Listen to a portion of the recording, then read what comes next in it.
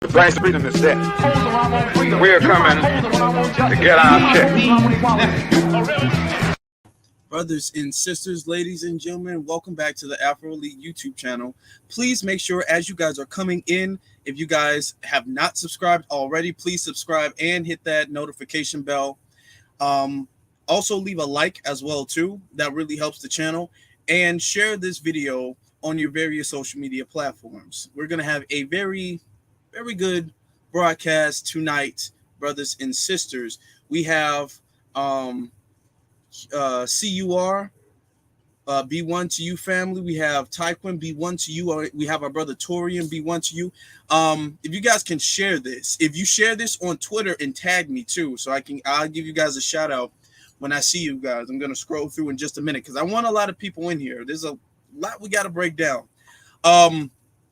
As we're doing that though, let me give a couple shout outs so you guys know. I'm going to announce this on Twitter later tonight after this broadcast.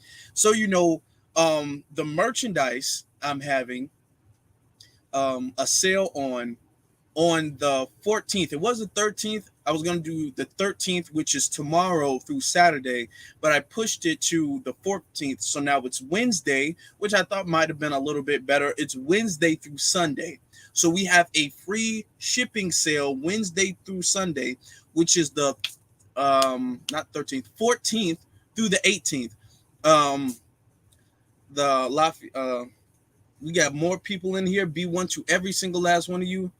Ladifia and the My Voice channel, B1, every single last one of you guys. Let me and there's another person who I've been talking to about their websites.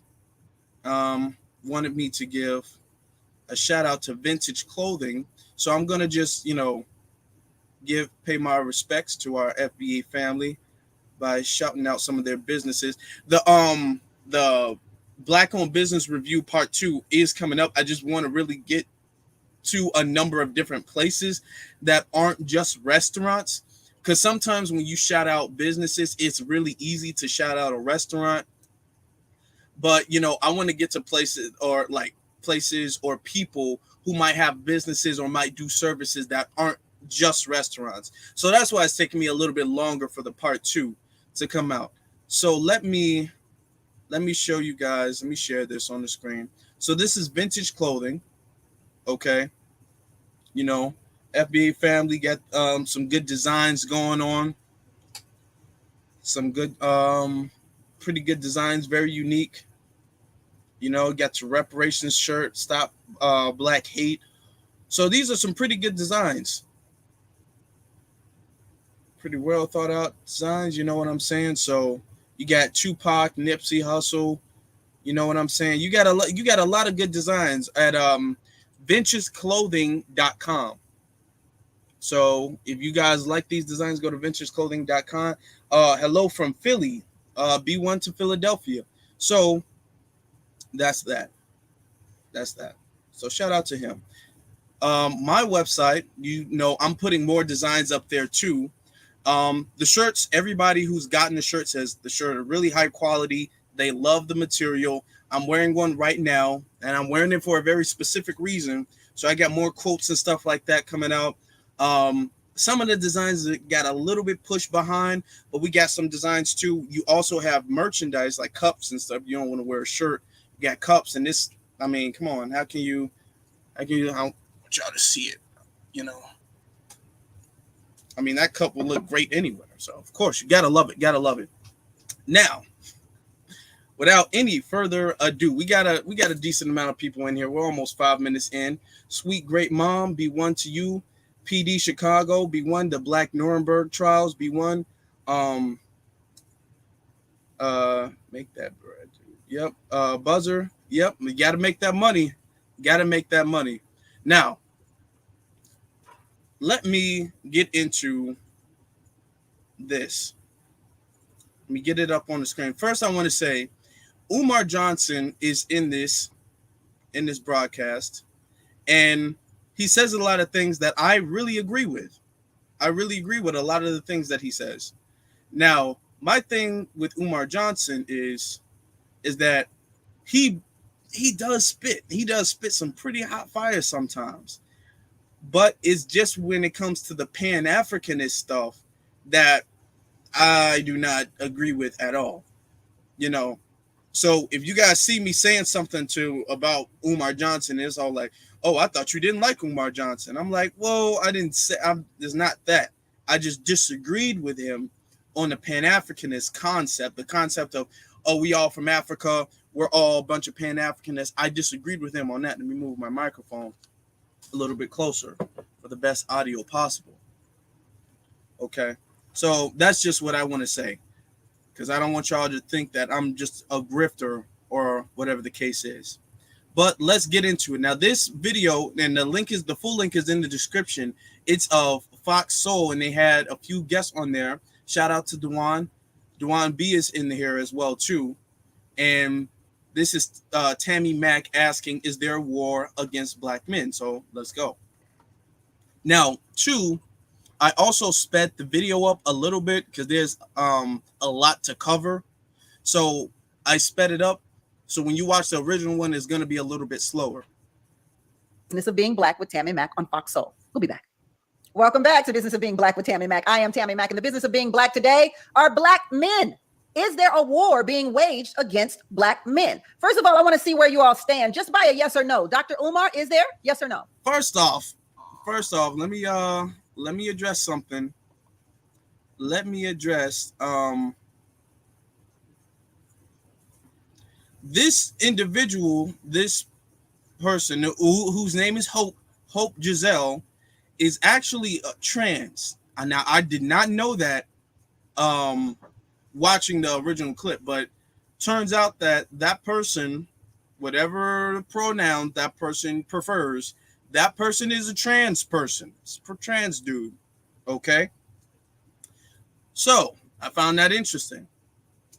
And I'm just saying that to say, so you know where a lot of the ideologies are coming from. Because I was listening and I'm all like, you say a lot of interesting, like the things that's coming out of your mouth is very interesting. And it seems like it's coming from an angle. And then when I found out that Hope, the individual's name, and I got to be careful on YouTube, when I found out that Hope was trans, I'm like, oh, okay, that makes sense now. Yeah, Cynthia G was straight tripping, but let's get into it. Absolutely, yes. Hope, is there? Actually, let me take the value. Let me slow it down. Let me put it back to normal because I don't want to have to keep repeating it. No. Dewan? Absolutely, yes. Cynthia G, where are you on this? The only war is the war that black men are waging against the black community. So is that a yes or no? Yes, there is. Dewan, if there is a war waging against black men, do black men have allies? No. The only allies we have is our I would say we don't have any outside allies as far as any other races. No. The only allies we have are black women who are on code with black men. Because I was about to be real mad. I was about to go ham. No. Because it's a lot of black women who are on code. I know I'm married to one. You know, I've been with the same woman for 20 years. So I can preach, I can walk what I preach when it comes down to this. We do have allies, and the allies, the ally is the black man, woman, and child. With this whole fight between black men and black women, it's like the women forgot about the kids. It's like it's this whole war going on, and it's like the kids be damned. You have people like Dr. You jumped on me there, Dewan. Now, okay.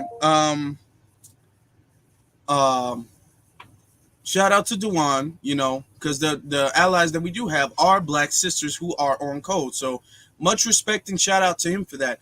I'm going to fast forward a little bit because this isn't a full breakdown. Okay, let me take this off for a second. This isn't necessarily going to be a full breakdown of everything. Because there was a lot that was said, but I really want to emphasize the statements that Cynthia G made. So I'm going to be fast forwarding and skipping around to address a lot of the points that Cynthia G made. So I'm going to fast forward a little bit. Let me get to where I want to be now. Okay.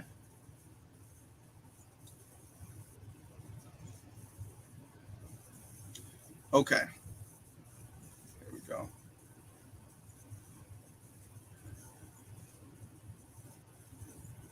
To the contextual matters of Black men having wars waged against them, a war waged against them. So, Cynthia G, what do you say to historical context?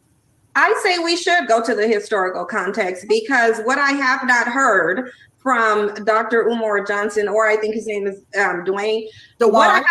Dewan, is what I have not heard as they're mentioning all of the things that was done to them. I haven't heard what you did in response to it.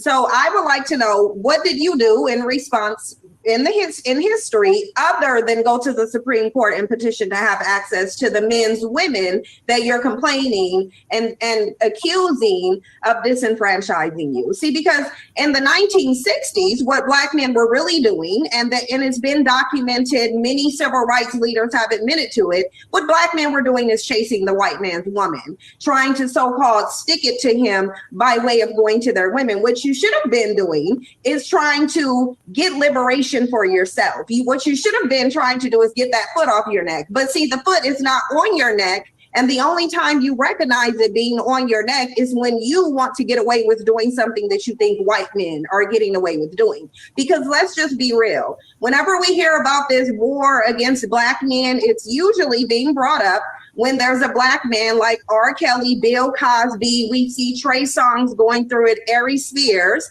when they engage in some degeneracy, and then they're getting a consequence for it. And Black men think that because they perceive white men to be getting away with crimes, they want to be able to get away with crimes as well. The reality is, Dr. Umar can sit up here and list all the different ways that the system is disenfranchising Black men and Black men in a victim boat.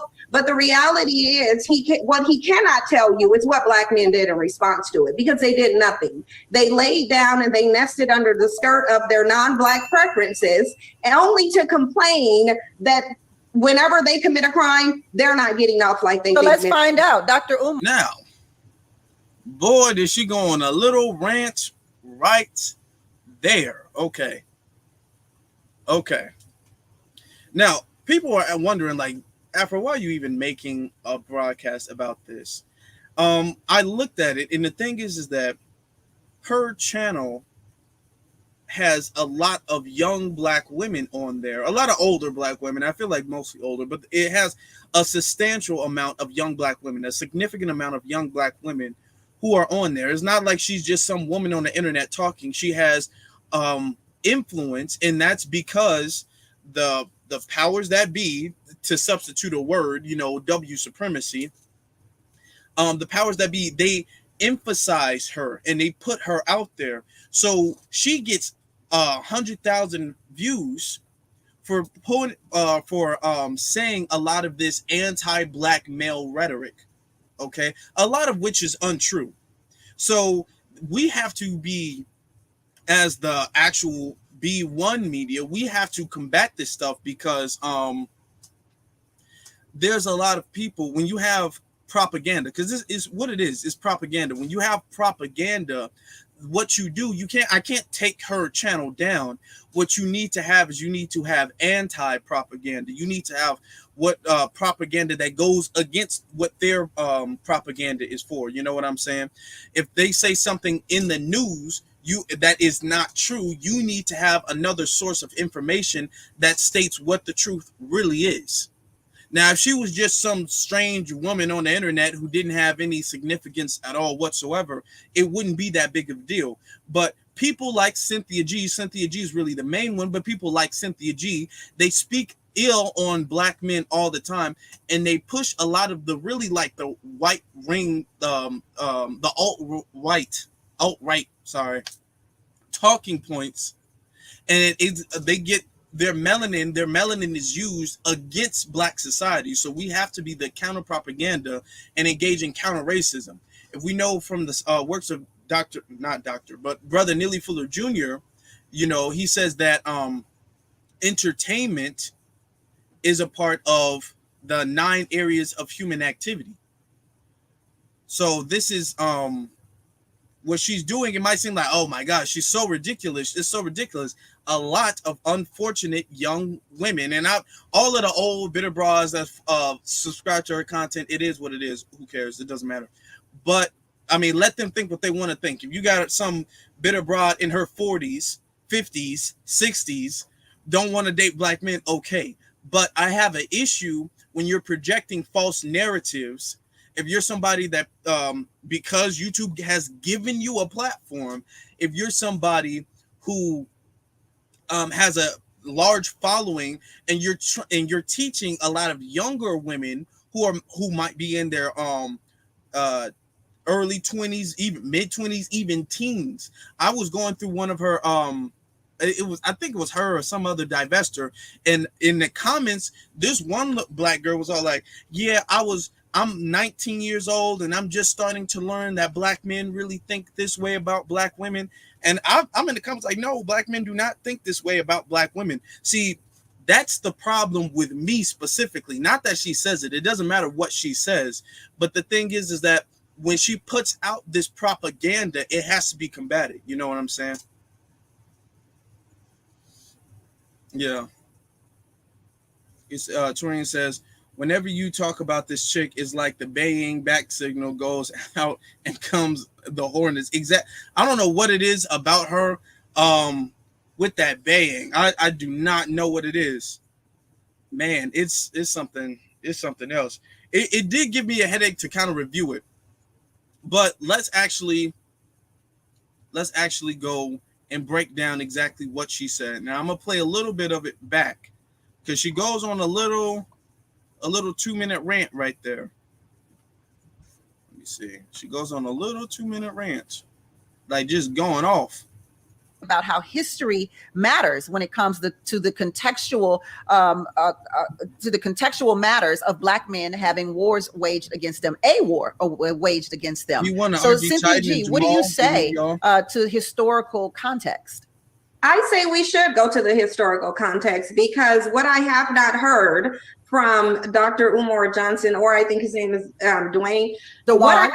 Duan is what I have not heard as they're mentioning all of the things that was done to them. I haven't heard what you did in response to it. So I would like to know, what did you do in response in history other than go to the Supreme Court and petition to have access to the men's women that you're complaining and accusing of disenfranchising you? See, because okay, now if you guys didn't know, the first legal interracial marriage in this country was actually of a black woman and a white man. That's the first time it was ever legalized in this country. And I'm not saying that to say, oh, well, black women are swirlers or whatnot. But the thing is that as black men, we are constantly getting projected that black men have this infatuation with white women. That's not the truth. Okay. Loving versus Virginia, I believe that is what it is. Great Black Shark is in here. Be one of you, bro. We got a lot of people. DD, RXTV, C Terry. Okay, the thing is that now, in my personal opinion, I'm not for interracial relationships. Just period. Okay, I don't really go out of my way to talk against interracial relationships. Like if I see you, I'm going to call you out every single time. That's not me. Now, if you ask my opinion about it, or if my opinion is like on the table or whatever the case may be, I am going to state my opinion. Okay. I don't give it the approval. That's my thing. But black men have been fighting for white women. To be honest, that's been a stereotype dating back all the way from Birth of a Nation, which is the KKK film. And in the KKK Birth of a Nation film that was played in the White House, mind you, when that was played, it portrayed black men as these beast-like creatures who are going around violating, and I'm going to say that for lack of a different term, they were violating white women. And this is just the history of it. They were violating white women, and the KKK had to save white women from the black men. And since then, especially with Jim Crow, they came the stereotype that black men are just these monsters when it comes to white women. These are the same stereotypes that got Emmett Till deleted. Okay, when he got kidnapped and deleted due to Carolyn Bryant. Let me see. What the hell? Hold on for 1 second. Let me see something. Okay. I don't know why that is. I hope everybody can see me. I hope we're not having any technical issues. Okay. I'm gonna fix that. The person who just texted me, I just saw it. I'm gonna fix that. But that's the stereotype that we have to go through. Black men, especially in the 60s, we were not fighting to get closer to white women. That's a stereotype. That is a stereotype. Collectively, most black men, first off, don't date interracially. Damn sure don't prefer to date interracially. So she's speaking on the minority, and she's saying it as if that's just the majority of black men. Well, most black men.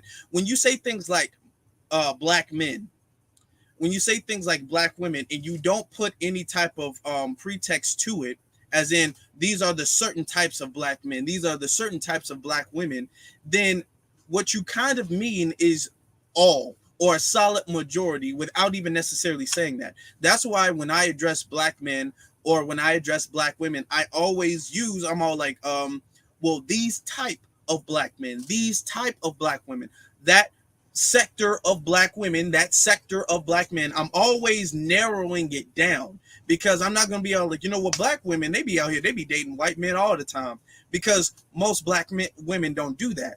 You know what I'm saying? And with me not saying that, it comes off as if I'm speaking on most. So she's incorrect with that. And most of the divestors who push that, they know the statistics, they know the data about that. So you guys know, Cynthia G knows exactly what she's saying is a lie, but she's trying to push a narrative. Okay, she's pushing that narrative. The whole, well, you know, black men don't like black women. Black men really just want to be with white women. That's really what they want. White, and their preference. They keep saying, oh, the preference. You know, the preference of the black men has always been white women or light-skinned Latinas. They do that stuff because they want to discourage black women, young black women, from pursuing black men or from engaging in relationships with black men, and to justify them going out to non-black men, because that's really ultimately what they want. They ultimately just want to worship a melanin deficient man. That's really what it is. That's what it is. But what they are trying to do is they're trying to justify it with, well, black men do it too. Black men don't love us, so we just got to go where we're, quote, loved. But I want to continue. Please make sure you guys are leaving a like. Please make sure, because that really helps the channel. In the 1960s, what black men were really doing, and it's been documented, many civil rights leaders have admitted to it, what black men were doing is chasing the white man's woman. Now, here's the thing she does a lot in this. She says many civil rights leaders have admitted to it, and it's been well documented. Where are who? She doesn't give any names to her sources. She says a lot of things as if they're absolutes and as if they're facts, not just her opinions, if these are statistical facts that can be backed up with reliable data, but she doesn't give any sources to it whatsoever. Okay. Beatzilla, B1 to you, bro. Trying to so-called stick it to him by way of going to their women. What you should have been doing is trying to get liberation for yourself. What you should have been trying to do is get that foot off your neck. But see, the foot is not on your neck. And the only time you recognize it being on your neck is when you want to get away with doing something that you think white men are getting away with doing. Because let's just be real. Whenever we hear about this war against black men, it's usually being brought up when there's a black man like R. Kelly, Bill Cosby, we see Trey Songz going through it, Ari Spears, when they engage in some degeneracy, and then they're getting the consequence for it. And black men think that because they perceive white men to be getting away with crimes, they want to be able to get away with crimes as well. The reality is... Now, okay. She keeps saying stuff like, she keeps saying, oh, black men are perceived to get away with crimes. We're perceived to get away with all of these things, as if, or white men are perceived to do all that stuff, as if white men are not actually getting away with these crimes, as if white men don't go around completely terrorizing and violating other groups of people and they're not getting away with it. She keeps saying perceived. Okay. The thing is that when we talk about the war on black men, we're not talking about R. Kelly. We're not just talking about Bill Cosby, even though Bill Cosby was found completely innocent of all of his crimes. Okay. And Bill Cosby was arrested based off of some stuff that he didn't do, and the prosecutors knew that. But we're talking about situations like Emmett Till. We're talking about situations where little black children, Tamir Rice. We're talking about Jalen Walker. We're talking about black kids who get shot 60 times for running away.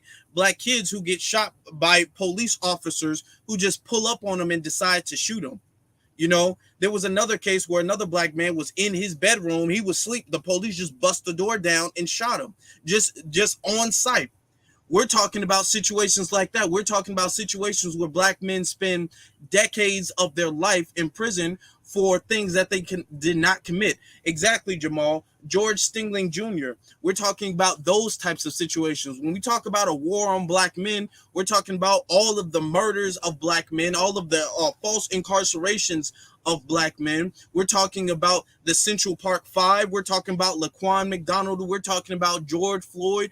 We're talking about Eric Gardner. We're talking about all of these situations. We're talking about the situation where a black man, you can apply for a loan and your credit score, your income and your history is just as equal as that of your non-black counterpart, and they get it before you 9 times, 10 times out of 10. Those are the things that we're talking about when it comes to the war against black men. We're talking about us getting pulled over just because we're black and getting dragged out of the car and beaten up and sometimes even deleted. Those are the things we're talking about. We're talking about the judge throwing the case at us, letting things happen. She's talking about perceived, the white people perceived to get away with stuff. Kyle Rittenhouse, that was not a perception of getting away with anything. Kyle Rittenhouse actually went to Wisconsin with the intent to kill, killed, and then got let go, and then got treated like an American icon. You think this man like saved some type of famous politician or found some missing girl or something like that, the way America treated Kyle Rittenhouse? Like he was just some little baby and he just saved some a family of children from a drowning building or a drowning car, burning building, whatever, I don't know. But that's what we talk about when we talk about the war against black men. The fact that they get to harm us and victimize us and they get to get away with it. Exactly, George Zimmerman. They get to get away with it. They get slaps on the wrist. And if we do anything at all to harm them, just like Muhammad Noor, we do anything to harm them, we get in the book completely thrown at us. But they don't. We needed to pretty much burn the country down. There need to be global protests in order for Derek Chauvin to be charged and arrested. So these are the issues that we're talking about. And she knows this. But, you know, she has to defend her caucasity. So let's continue. As Dr. Umar can sit up here and list all the different ways that the system is disenfranchising black men and black men in a victim boat. But the reality is what he cannot tell you is what black men did in response to it, because they did nothing. They laid down and they nested under the skirt of their non-black preferences, and only to complain that whenever they commit a crime, they're not getting off like they So think. let's find out. Dr. Umar, what have Black men done? Well, number one, again, I think that it is such a shame coming from a psychological perspective that we seek to heal our wounds as a people by relying on unprofessional testimony by individuals who have a vendetta against the opposite gender in their community. When you hear Sister Cynthia speak, you can hear a hurt and a pain and a hatred towards Black men. We cannot find an effective solution to Black male-female relationship issues or the oppression of Black men or Black women when the people at the table having the conversation have negative emotional and pathological interests in the conversation that are not. Umar, the question wasn't about my emotional state. The question was, what did Black? And she does this a lot. She keeps cutting people off. She's like the only one who does that the entire time. She does not let anybody speak. Black men do in response to their disenfranchisement. Yeah, because you're trying to pathologize my emotional state, not knowing that I'm a psychologist too. But what you're not doing is telling us what Black men did. I believe he'll get there, Dr. Umar. Dr. Umar. And I'll end it quickly, Sister Tammy. According to Mrs. Cynthia G, Dr. King was assassinated because he was doing nothing. Malcolm X was assassinated because he was doing nothing. Medgar Evers was assassinated because he was doing nothing. Fred Hampton was assassinated because he was doing nothing. That narrative that Black men have done nothing to fight back against systemic oppression, not only against ourselves, but against our women, our children, our elders, and our community is absolutely ridiculous. The cemetery is filled with Black men, names we know and names we don't know, who gave their life for the freedom, liberation, and emancipation of African people. How can you disrespect the history of so many Black men, past and present, who continue to fight? I'm sitting in a school right now that we built with all Black money, 4 buildings that we're going to educate Black men in. It's not easy to solve our problems because there's always Black people in your very same community who's fighting against what you're trying to do to help it. But in addition to that, the white power structure is always waving its wand of oppression to try to sabotage anything we do. I think that the analysis of our women is too overly simplistic, and in being such, it is dishonest. I gotta give Umar his props. Umar was spitting. I mean, that was just straight facts. That was straight. He was spitting some for real facts.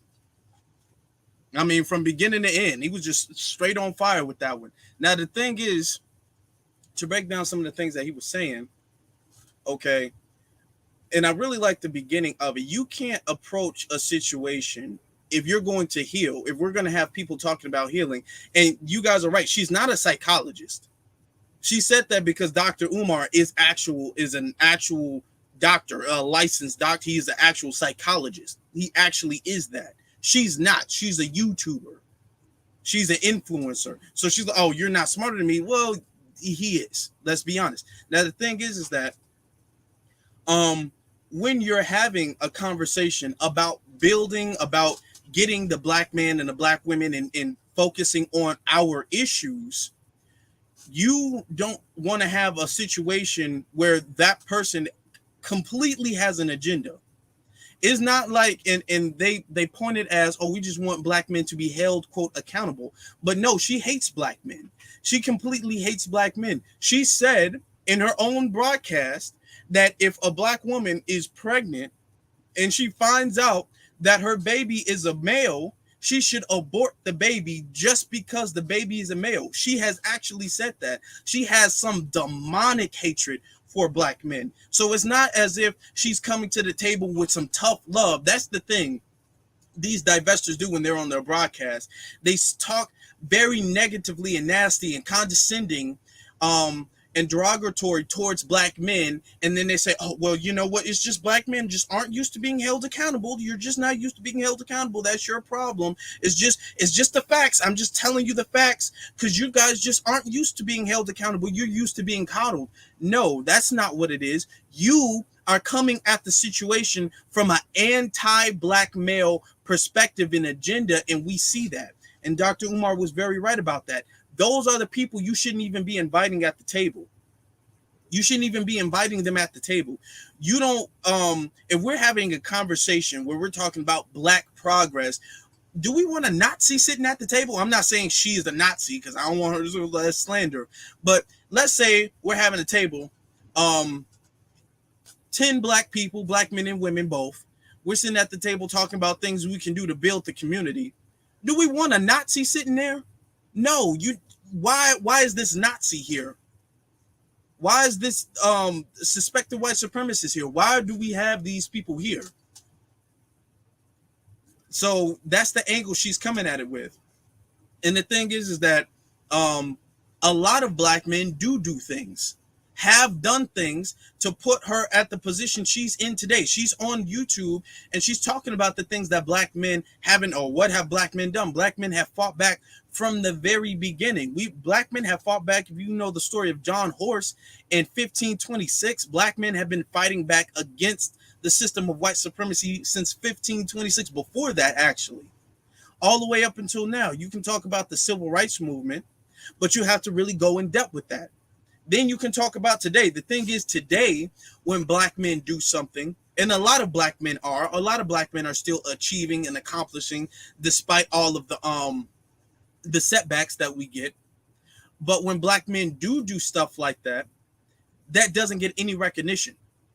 I had a broadcast the other day pretty much giving Black men their credit, the fact that Black men don't deserve it. And I played clips after clips after clips. I'm not going to play it now because YouTube's been on like a copyright spurge with me. So I got to be very careful. Black Alpha's in here. B1 to Black Alpha. Okay. Good to see you in here, brother. Y'all, we got Black Alpha. We got, who is it?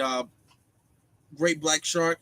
Our brother Torian in there. Y'all go check out their channels. And Beatzilla, but y'all go check out their channels. You had a Black man who was literally, out in the community who lost his job. You have Black men who lose their jobs to help the community. For instance, Marcel, I'm sure you guys know who Marcel is. Marcel lost his job as a teacher so he can run for Congress against Jim Clyburn for our reparations. You found out that the second woman was trans. Didn't know, yeah. And they were upset because they didn't even, Umar and Dewan didn't know that. They were referring to her as a woman, thinking she's a natural woman. That's actually a trans. Very interesting. Okay.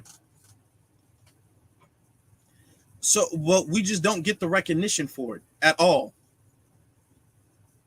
You got Black men who are out there, Black men who literally run in burning buildings to save people.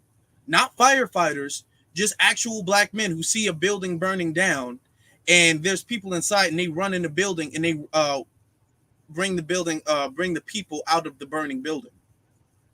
You had another story, it was on Brother Torian's channel, where a Black dude saw that this car filled with Black women was sinking in a lake, dove in there and got the Black women out the lake before they drowned to death. Stuff like that, stories like that happen all the time. But it gets showed one single time in the media and then never spoke of again. It's the case where it's like out of 10 Black men, 8 of the 10 Black men can literally act like superheroes saving the community, but then 2 of the Black men do something that's harmful, and then next thing you know, the 2 Black men become the representatives of all 10 of the Black men, and then it's, oh my God, Black men, y'all just never gonna get it together. Y'all just never gonna get it together. Y'all always goofing off. Y'all don't do nothing for the community, and just completely ignore the 8 who are actually doing something for the community. I wonder how much he donated to the people in Jackson. That's a good point. When did she ever advocate for Black people who are in harm? But I'm gonna get to that a little bit later. Let me continue playing. They've done so much. You've only listed names and not accomplishments, though. I can list some accomplishments. Okay, when it comes down to it, What have black men done since the 60s? We've turned around and we've gotten, we're still inventing things. We still open up businesses. Here in LA, you got black businesses all around town. It's just that when we open these businesses up, you have a city that these black businesses suddenly catch on fire. You have issues when it comes down to what's going on right now with one of my cousins and these abatement laws, who's built plenty of properties here in LA, managing it.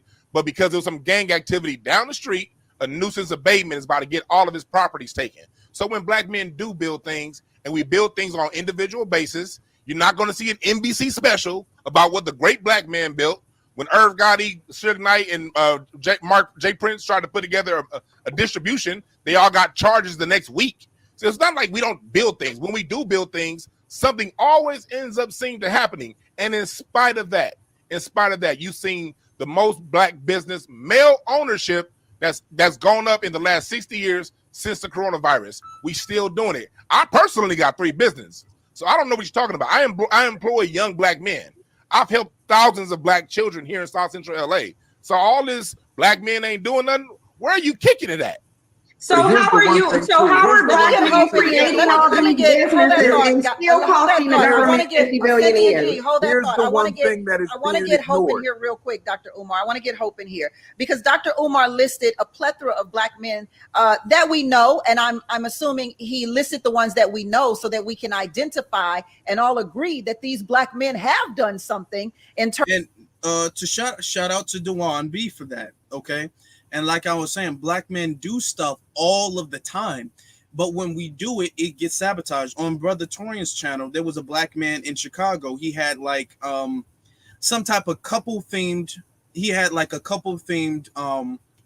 restaurant, you know, where there would be like live music and, you know, it's a romantic thing, like a date night thing where couples can go away and they can, you know, have a nice romantic evening together. In Chicago, the business, it hit the ground running. People loved it. Okay. Then he gets police coming in his business, doing like COINTELPRO stuff, monitoring his business. Okay. And if you know, police are very off-putting to people, especially black people. Black people aren't going to want to be around a place that's just heavily monitored by police. It's just, it kills the romance. So just off of that alone, it's kind of like the optics of police around and police lights and all that stuff. That ruins the mood. They were doing that from the very beginning, but the business was still successful despite all of that. Then what they decided to do is they just decided to give him tickets because they were saying the business was too loud and it was disrupting the neighbors and stuff like that. So he's fighting against it. He wound up losing his business license, and he's legally trying to fight to retain his business license. Okay. So when black men do stuff, black men have been doing things. Black men have been teaching, holding courses. I remember, especially when I was younger, like martial arts in the 90s and stuff. That was a huge thing. Every black kid was going to like a martial arts class, and black men were teaching black kids martial arts and stuff. Black men have been doing things for the community. It's just that those things don't get focused on. Those things never get the spotlight. You know what I'm saying? So that's the issue. It's not like we've been just sitting on our hands after the civil rights movement. You know? But let's continue. I'm going to play a little bit what Hope says, but I'm not trying to get everybody's thing. This is not about everybody. In terms of the fight for equality in America, how do you feel about those men that he listed, Hope? Have they done anything for the black community or not? Most definitely. I would be ignorant to say that they have. First off, I got to say, and I know this is going to be mean. I know this is going to be mean, but you guys notice how her name, and I'm saying her because I don't want YouTube to say I'm bullying anybody. But you notice how the name is Hope Giselle. That stood out to me for some reason. I see Hope Giselle. I see TS Giselle on Twitter. I'm sitting up there thinking to myself, is Giselle, is that like a trans thing? I don't know. I was just saying, strong face. Yeah, I mean, yeah, I should just say. I don't know the pronoun, so I'm just going to refer to this individual as love the entire time, the whole time. They love, the hope. I mean, hope, not love. Hope is the person's name. What is it with Giselle? I don't like. Can somebody ask? I don't know. I don't want y'all to ask, and then people think you're interested. But I just want to know, like, is Giselle like? Is that like a code word for something? I'm glad I see this, fellas. Anytime you see someone who might appear to be a female with the name Giselle, y'all better double check. I'm talking about, listen, double check. Okay, look at the neck. Don't listen. She must. Oh, I just got a cold. Nah, look at the neck. There's an Adam's apple there. Okay. Look at the hands. The hands is something, because they do a lot of surgery, like on the body and the face and stuff. Look at the hands. You see a woman with a small little dainty body and then got some huge hairy hands. That's a big sign. I'm saying that's a big sign. Listen, pay very close attention to the voice too. Because the thing is, with natural women, they have a very consistent voice. That's just because it's their voice. They're not actually putting that voice on. You know, when a trans woman, when they talk, they have to disguise it. So sometimes just the natural baritone of their voice comes out. They be like, "Oh my God, it's so nice to meet you. Oh, hopefully your day's been going well." Be like, "Wow, oh my God." I'm just saying that it switches up a little bit. It was like, and they always try to call. I just had something in my throat. I'm sorry. I didn't mean to. You know, every so often, especially when you get them mad. You know what I'm saying? Why didn't you text me back the other day? Wow, honey. Oh, I didn't mean to like that. I didn't, like, you catch the voice. Pay attention to the signs. Pay attention to the signs. If look, y'all going out to drink or whatever, and you see the ID and the ID, I want y'all to pay so close attention to that ID. When she is passing the bartender the ID, y'all need to be like Superman and just scan the ID as the ID is going through. Just scan it real quick. And if y'all see the name Giselle, y'all be like, oh, okay, that's one of them. If that's your thing, all right. I'm not bullying anybody. I'm saying, you know, for the brothers who might not be interested in that, I want you guys to be aware. That's it.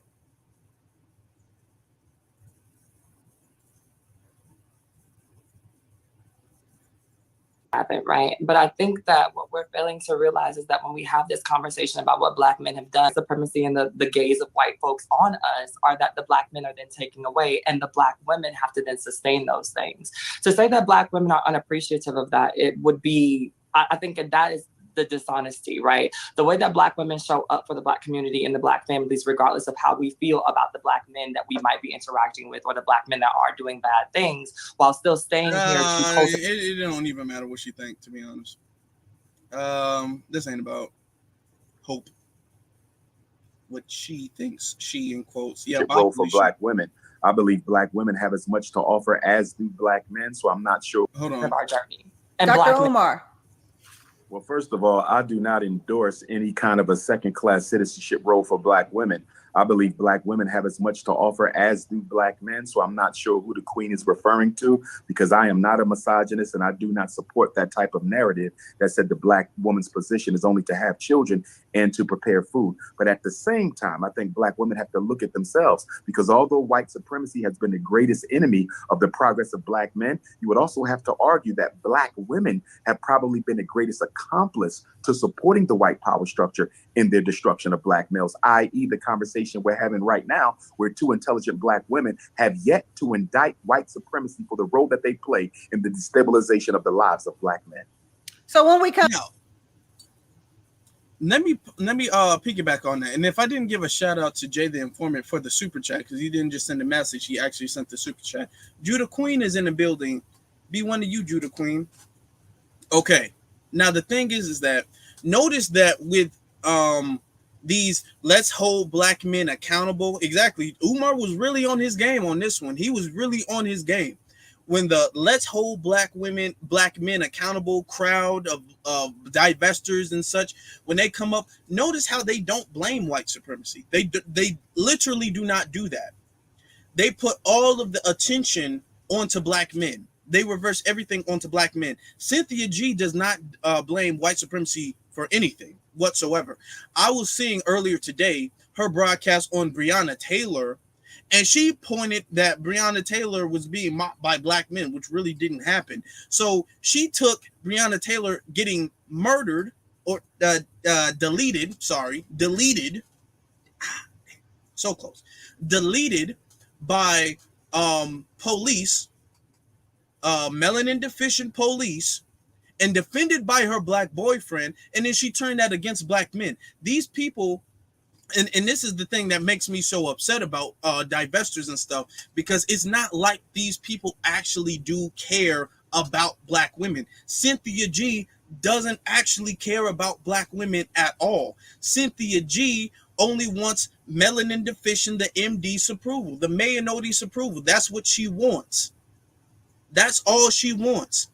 She has a hatred and disdain for black men, and it doesn't make any sense. And how you know, because if she really did care about black women, she would advocate for all of the things that happen to black women, not just handpick the things that happen to black women when it's done by black men, but anytime black women need somebody to advocate for them, anytime black women need somebody to speak up for them or defend them, then she would be doing that. But she doesn't do that, because most of those times they're happening by melanin deficient men, not black men. So she handpicks the situations that happen when it comes to black men because she wants to put a narrative out. You see me, I'm not like that.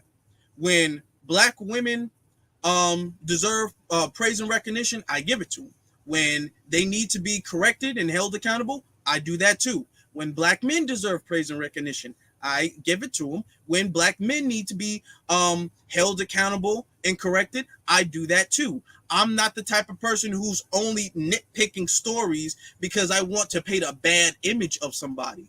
I don't do that. When black men or black women do something, I address it because it's all for the agenda of getting better and healing and moving forward. That's the thing. My agenda is not to make the opposite sex look bad. That is her only agenda. She has nothing positive to say about black men, because if she did want to hold black men accountable, you would have to hold black women accountable too. That's the thing. We are, whether we want to believe it or not, we are all in this together, whether we want to believe it or not. So one person's problem affects the other person as well. You can't say, well, black women, the thing is that black women don't get held accountable as if they're separated from the community. Black women and black men are together in sync with our accomplishments and our problems and our issues. That's why it's important for us to work together to get past that, to heal from that. You know what I'm saying? So when black women have an issue or whatever, when they're like not trusting or whatever the case may be, I'm not going to say it's 100% on them as black women, because there are things that black men can do that black men are not doing as efficiently. When black men have these issues, I'm not going to point the 100% of the finger on black men, because there are things that black women can do that can solve the problem, or that that are part of the issue. That's what I'm saying. It goes hand in hand. Okay, all of this gender division issue stuff that you're trying to point out as if you feel like because your sex separates you from your blackness.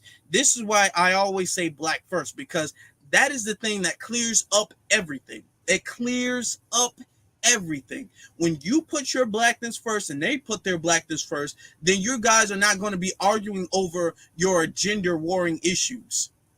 But you do that when you put your gender, your sex before your blackness. That's the problem. I'm going to show you something. Let me get this off the screen real quick. I want to show you something. If you guys haven't seen this, I posted this on my Twitter Check this out. Now I'm not going to play the video. Oh, Lord, I'm not going to play the video. But man arrested after beheading young mother in the middle of San Carlos Street, law enforcement says, okay? This is a Hispanic male. Okay, let me make it bigger for you guys. This is a Hispanic male that used a sword to cut his baby mama's head off outside of her house in the middle of the day. Okay, now there's no reports about the ethnicity of his baby mama, but I just naturally assume that the baby mama is Hispanic too. Okay. But this stuff happens. If we want to talk about the rate, and let me get this off the screen for a second. I don't want an ad to pop up. If we want to talk about the rate of violence that goes on in these other communities, these Hispanic communities, these Arab communities, these the recessive, you know what I mean, community. We want to talk about all of the and I don't even want to use the DV word, domestic V word. I don't even want to say that, but the relationship fighting. I'm going to say that to substitute. These women face men who are so sexist, so misogynist that they come. If you burn their food, they will slap you around the kitchen. They are used to just tossing their women around like they're like actual physical items. To be honest, they are used to that. The culture of victim blaming and not defending a woman, that's not of black men at all. To be honest, black men are really the most protective of their group of women than anybody else. There are no other people who really protect their women the way black men do collectively. Shout out, before we continue, shout out to the super chat from Tell It Like It Is. She wants the man or these man sources money shot. She just another sad soul seeker. Her caucus card. Yeah. And a lot of people have been saying that, thank you for that, for the super chat and for your comment. A lot of people have been saying it looks as if she's just been bleaching her skin. It looks like that. Now it could be the lighting. I know different lighting can make you look lighter, or lighting and makeup. So I'm not going to say that, but a lot of people have been saying it looks as if she's been doing that, or that she uses specific lighting so she can look lighter. Because you don't have to bleach your skin, but if you use certain lighting and certain angles and stuff because you want to appear lighter than you actually are, that can be an issue too. Yeah, it could be the cake soap. Yeah.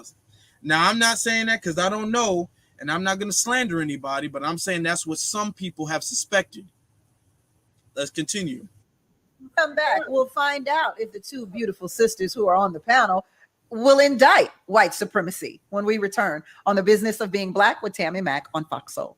Welcome back to Business of Being Black with Tammy Mack. I am Tammy Mack, and the business of being black today is black men. Has there been a war waged against our brothers? Well, please welcome author and activist Hope Chiselle, Doctor of Clinical Psychology, Dr. Umar Johnson, radio. Realize that black women are underneath the same scrutinies. Maybe not in this bill. Absolutely, it exists, and black men have worked in tandem. Now, hold on. Cynthia G, white supremacy, does it exist in your world? Absolutely. And has it affected black men?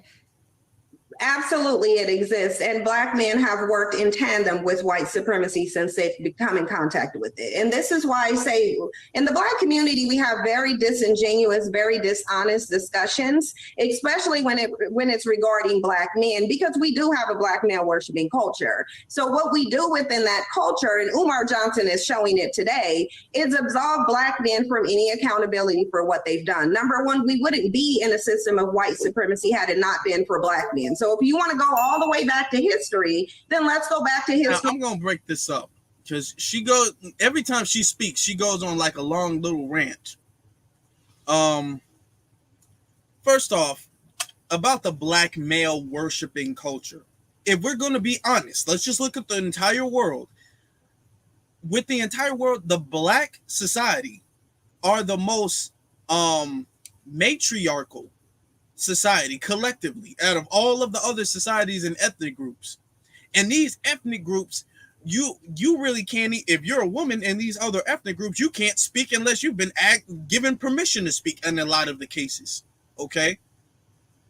If we're going to talk about all of the rappers that praise black women and all of the praise of black women from black men, you cannot find another ethnic group on the face of the world that praises their women as much as black men praise their women. Black men are always giving shout outs to black women. Black women is black women. They're always doing that. Okay.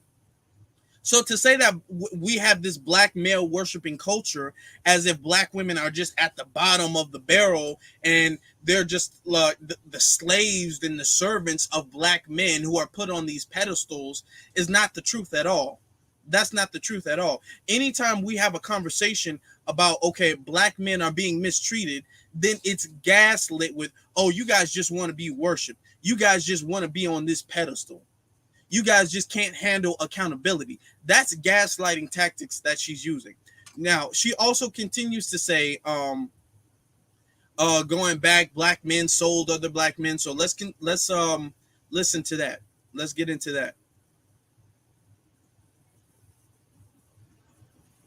It's absolved black men from any accountability for what they've done. Number one, we wouldn't be in a system of white supremacy had it not been for black men. So if you want to go all the way back to history, then let's go back to history when black men were selling their own people into white supremacy. Let's go back into history when 16 years off the plantation, black men were worried about. Now, here's the thing.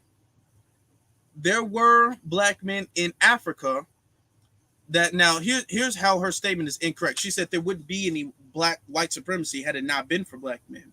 That's incorrect. Now she's saying this to say white supremacy started when black men sold other black men as slaves, and then that was the slave trade.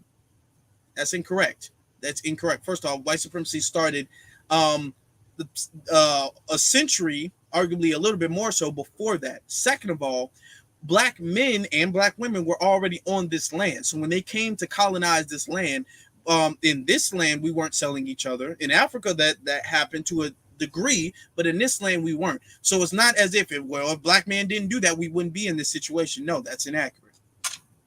That's inaccurate. But let's continue. War being waged on them, they were worried about getting access to white women. That's what you were worried about. And it's interesting. There's a reason why I feel like Umar focused mostly on me and Hope's attitudes, and it's because he can't accurately answer the question. He mentioned names, not accomplishments. And the reason being is because I think he mentioned those names specifically because the accomplishments of those people don't have to be explained. Right, but those accomplishments are also accomplishments that I've heard Umar Johnson speak negatively about, specifically the civil rights movement and how damaging it was to Black people. But now he wants to sit here and say the very people who accomplished that were accomplishing something beneficial when, in his own opinion, that wasn't beneficial and did more harm to the community than good. So I think that because we're having such a dishonest discussion where Black men don't want to take accountability for what they've done, they want to be the victims of society, but then they want submission from the women. The bottom line is I'm not willing to deflect from the fact that, number one, Black men are the greatest non-white contributors to white supremacy. Let's just be real. White supremacy couldn't even exist without Black men's compliance. They're always uplifting whiteness, biracial children, and trying Okay, let me just to assimilate. And that's why I went back to the notion of the only time Black men truly feel like there's a war against them is when they. Now, notice divestors do this. Always with the peddling, oh, you guys are uplifting biracial kids. That's the biracial women and biracial women. No. There's a lot of Black men, most Black men are not out here pedestalizing biracial and non-Black women or ambiguous looking women. That's just not what it is. Okay, you have a lot of dark-skinned sisters who have brothers out there who love them very much, very attractive dark-skinned sisters. You have attractive light-skinned sisters. I mean, in all shades and everything in between or whatnot. These are the constant lies that the divestors try to push out there, because these lies justify them diverting from the black men, which is really from them leaving from the black community. You know what I'm saying? Because the thing is that in this country, we have a thing where we look at somebody who's abandoned their community as something negative.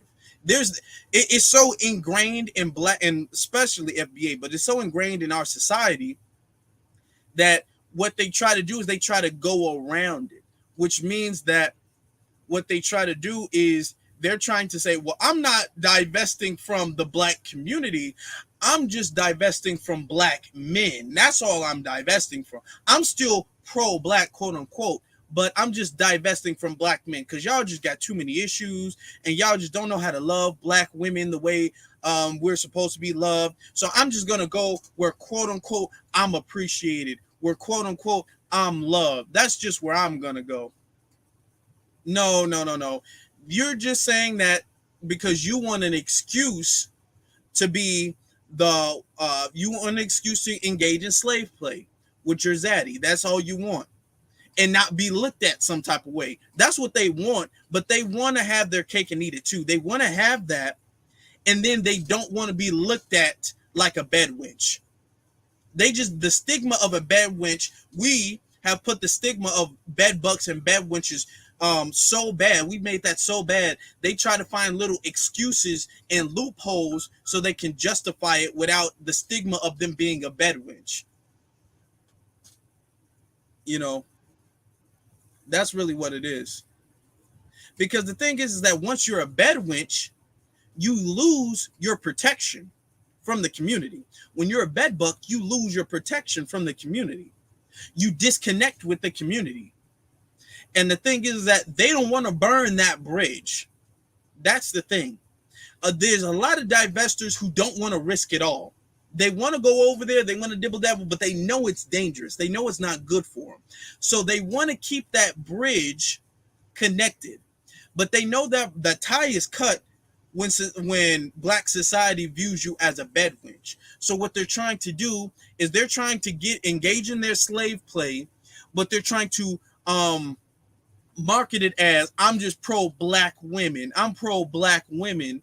And they engage in their little fetish slave play. And that way they get to come back when their zaddy beats them up and calls them the N-word and abuses them.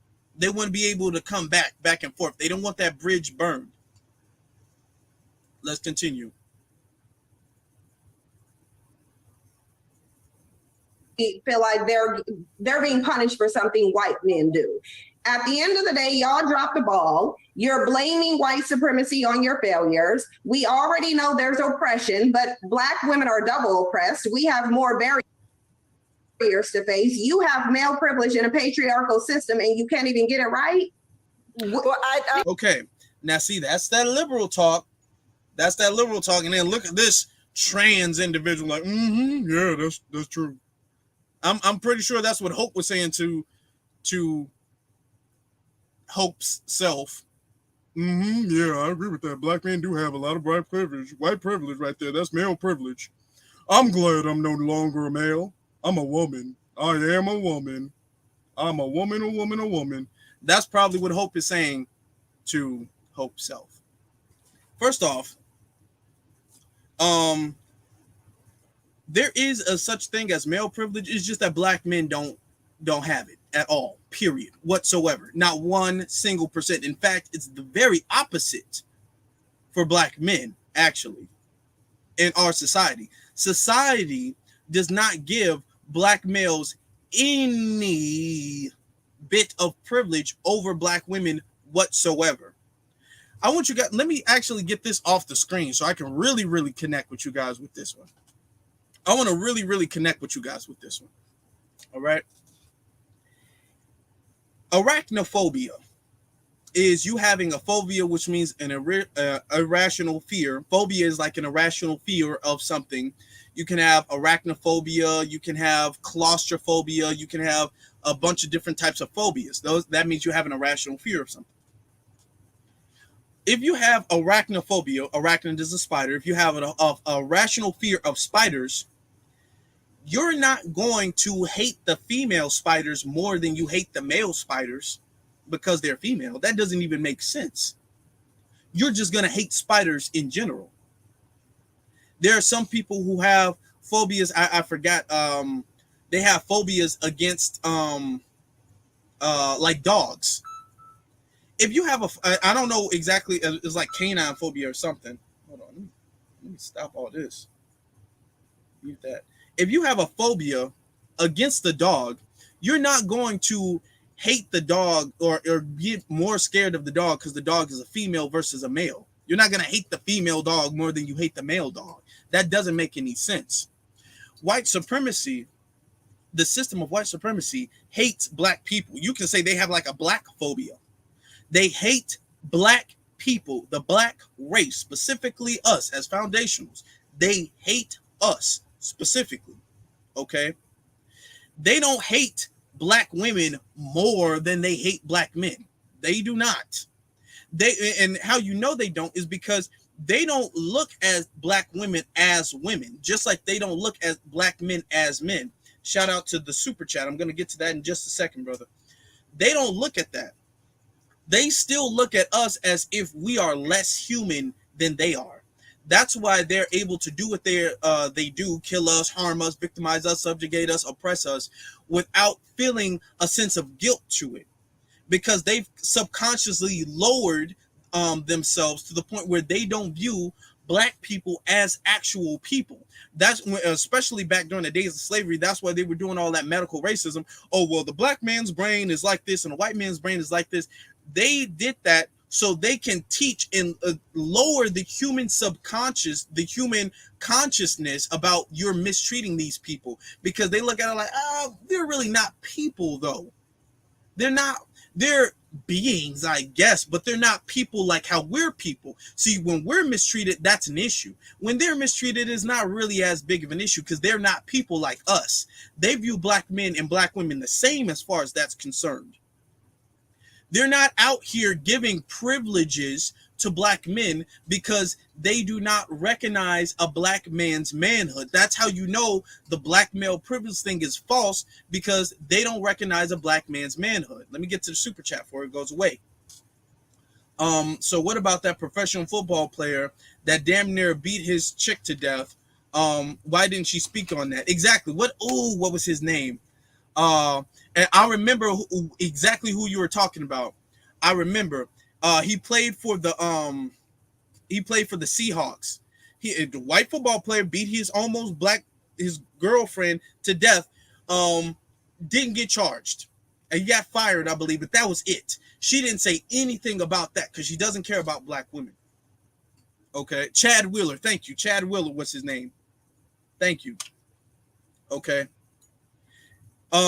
The thing is that as back during the days of like Jim Crow, which is really slavery, it's like semi-slavery in the words of Dr. Claude Anderson.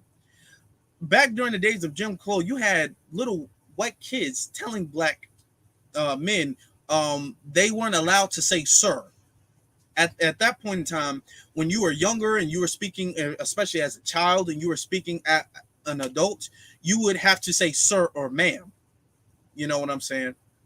But they were told, you don't refer to a black man as sir. So that's where the uncle and the auntie thing came from. And this is why it's important to know history. A lot of the whole, that's auntie this, that's uncle this, and all that stuff, to a degree, that came from the Mayonnaise society. That came from them saying, don't call them sir. We were never allowed to be men in this society. As black men, we were never allowed that. Okay, you were either a little boy or you were some type of beastly animal. Those are the only two options that you had. Now you're either a little boy, and now even the little boys get bought to grown men, just like Tamir Rice and Trayvon Martin. They're children and they're being treated like grown men in their 40s. Okay. Now either you're like some type of wild beastly animal, or you're a man that's acting like a woman. You're pretty much a woman. You can't really be a man. Your manhood is not respected as a black man in this society. So they're not going to give you any privileges on your manhood because they do not recognize you as a man. They're not going to especially harm you as a black woman because they do not recognize your womanhood. They don't recognize you as a woman. Sojourner Truth talked about that. As she was talked about, like, hey, I'm a woman and they treat me like I'm some type of dude. Ain't I a woman? That's where that comes from. All of that is where that comes from. Yes, make sure you guys hit that like button. Let me see. Check out some of the comments over here. Yes, exactly. They look at us like the big N-word, and that's all. That's it. We're just like a pack of animals to them. They have subliminally taught themselves that, and they pass it down through their children. Okay.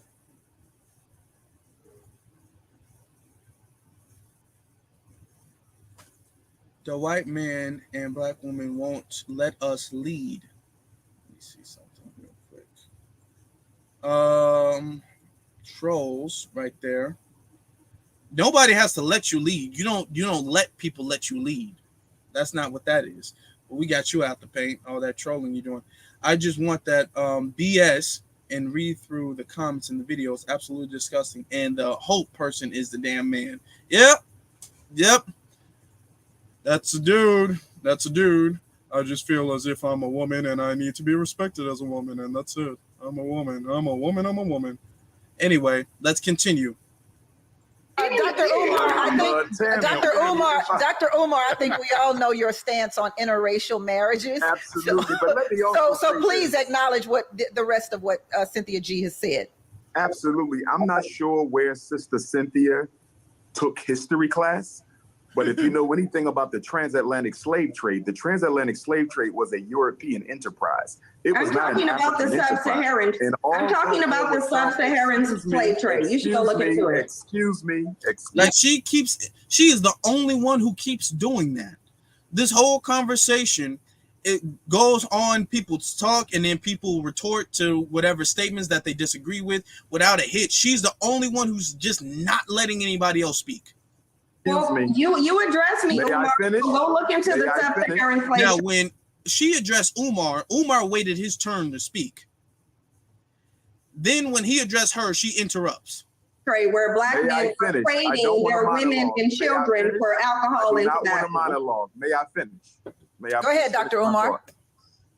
The transatlantic slave trade was a European enterprise. It was not an African enterprise. Although there were some chiefs who participated in it, by no means did they control the direction and extension of the transatlantic slave trade. So that's number one. Number two, black men resisted enslavement, not only on the shores of Africa, but right here in America. We celebrate Nat Turner, Denmark Vesey, Gabriel Prosser. There's literally hundreds of documented attempts by African men to liberate not only themselves, but their women and their children. So to act like we just sat there and were complicit in our own oppression is absolutely ridiculous. The other point I want to clarify for your information, Cynthia G, you've never, ever heard me condemn the civil rights movement. The good Reverend Dr. Martin Luther King Jr. is a hero of mine. And despite me being a Pan-African nationalist, I take issue with other Black nationalists who do want to dismiss Dr. King's accomplishment. The civil rights movement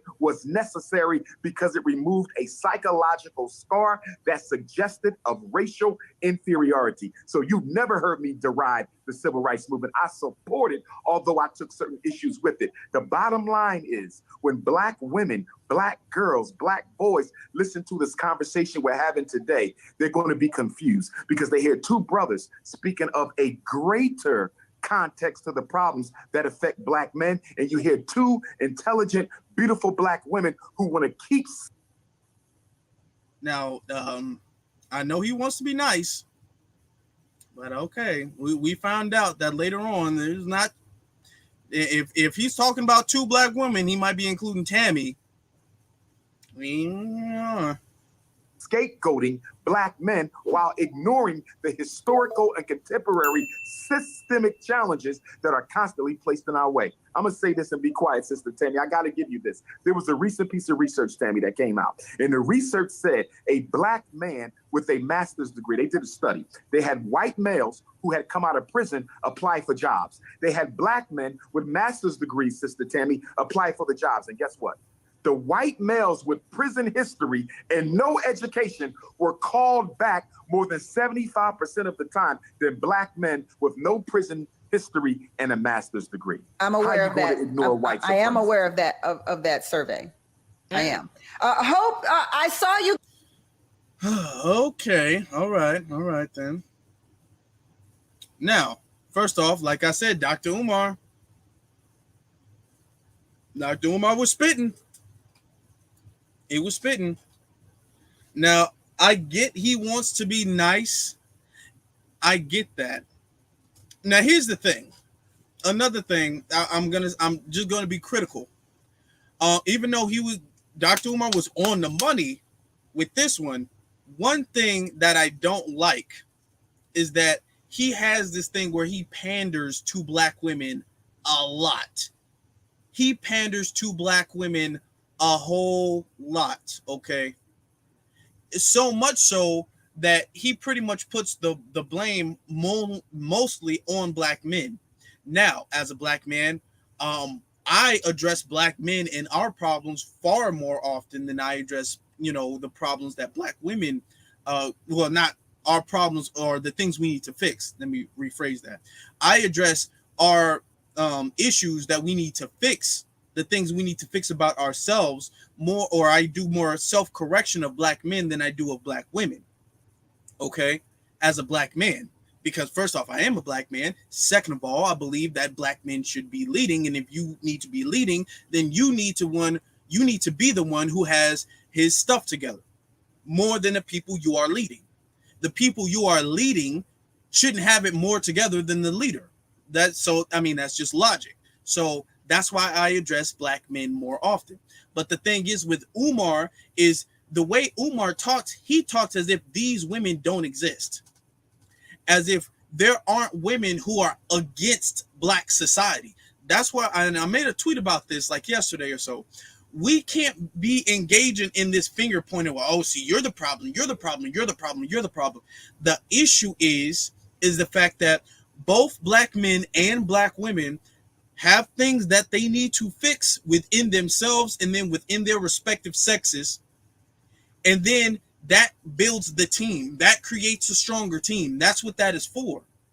You know what I'm saying? So when you're engaging, when you're talking about it, okay, I get he's being like, oh, these beautiful, like, dude, okay.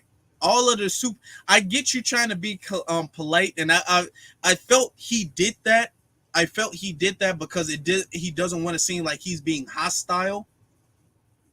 But come on, you don't got to be, oh, these beautiful Black women, these intelligent Black sisters. Like, dude, like, okay, that's sugarcoating your stuff. That's got to stop to certain degree. That's got to stop. And how we do not have a Black male worshiping culture is because you see conversations like this go on all the time, where when a Black man is going back and forth with a Black woman, the Black man oftentimes has to dial back what he wants to say, or he has to sugarcoat what he wants to say. He's like, oh, I just disagree with these beautiful Black women or these intelligent Black women. You still have to pedestalize them still. You can't really knock them off their pedestal. Now you see Hope and Cynthia G, who is a Black woman, they're aggressively going after Black men. Yeah. The Dr. Umar, he do be simping too hard. I'm gonna just keep it real, and not the fact that he was really on the money with this one. He was really on point. He was spitting hot fire with this one. But I'm just talking about his character in general. He just do be simping a little bit too hard. Another thing I want to address, notice how when they're talking about the civil rights movement, and she says, well, Black men have not done anything. Black men have been complicit. Black men haven't done anything. When we talk about the civil rights movement, who were led by black men. Black men were the ones leading the civil rights movement.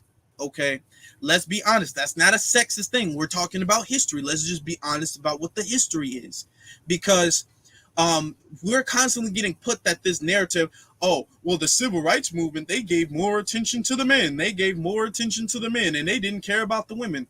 And they constantly try to throw this like sexist element in the civil rights movement. They do that, especially with the Black Panthers. Oh, you know, it's the Black Panthers. They really, the men get most of the credit. The women, it was mostly women in the Black Panther movement. Okay, that's great. Shout out to the On Code sisters who were a part of the movement. Let's not act as though we can't acknowledge the fact that the movement was led by primarily black men. Not that black women didn't have a role, not that black women were not significant in the role, not that the civil rights movement would have been a success without black women, not any of that. You don't have to discredit the work that black women do for the movement to give black men their props. We have that bad in the society where it seems as if giving a black man his props, giving black men their props discredits the work that black women do, or vice versa. That's no, you do not have to do that. Sometimes you can just give the person their props. That's not taking credit away from the other person. Let's be honest with it. Let's continue, because there's something else. There's a couple other things that I want to address as well too. So let me wrap this up. Give Dr. Umar the side eye. Oh, another thing too about the civil. Another thing too about the civil rights movement. There are some things that I disagree about the civil rights movement. Now, the things that Dr. Umar disagrees with is the integration. We want to push to be in the same schools. We want to push to be at the same job and be in the same neighborhoods instead of pushing for reparations, which is really what they should have been pushing for. Some of them were, Dr. King and people like that were, but collectively, instead of pushing for integration, they should have been pushing for reparations, intangibles for their people, like we're doing now. We're pushing for tangibles and reparations. They were not doing that collectively enough. So that was the issue that I take, okay? You can have an issue with any individual person or disagree with certain things individuals say and not discredit everything that they've done. For instance, I made my biggest or my most viewed video on this very channel is about the true legacy of Dr. King, where I explain myself. Dr. King has said things and he's done things that I do not agree with. I don't have to agree with that. I do still hold Dr. King to high regard. I still give him his props. I'm not going to discredit the work and the effort that he did for the people just because there are a couple of things that I disagreed with. You don't have to completely agree with every single thing a person does to say you're going to give that person their credit. You still have to give that person their credit. I have never myself seen Dr. Umar not give Dr. King or any of the civil rights icons their credit because he disagreed. For instance, right? Rosa Parks, for example, when the whole Montgomery bus boycott. Now, it was set up to be that way. It was set up with Rosa Parks, but instead of boycotting all of the buses, we should have just been boycotting their buses. Okay, and with their buses, we should have just focused on our own buses, because we did have black-owned buses, but we decided to boycott all of the buses because we wanted integration. All of the sit-ins that they were doing where, you know, they would go to restaurants and they would say, hey, I'm not leaving this restaurant till you serve me. This isn't going to be no whites-only restaurant. That's a problem. I have issues with that. I feel like those are flawed ways of thinking. I still give credit to the movement overall, though. Okay. You got to give credit to the movement in general, but let's continue.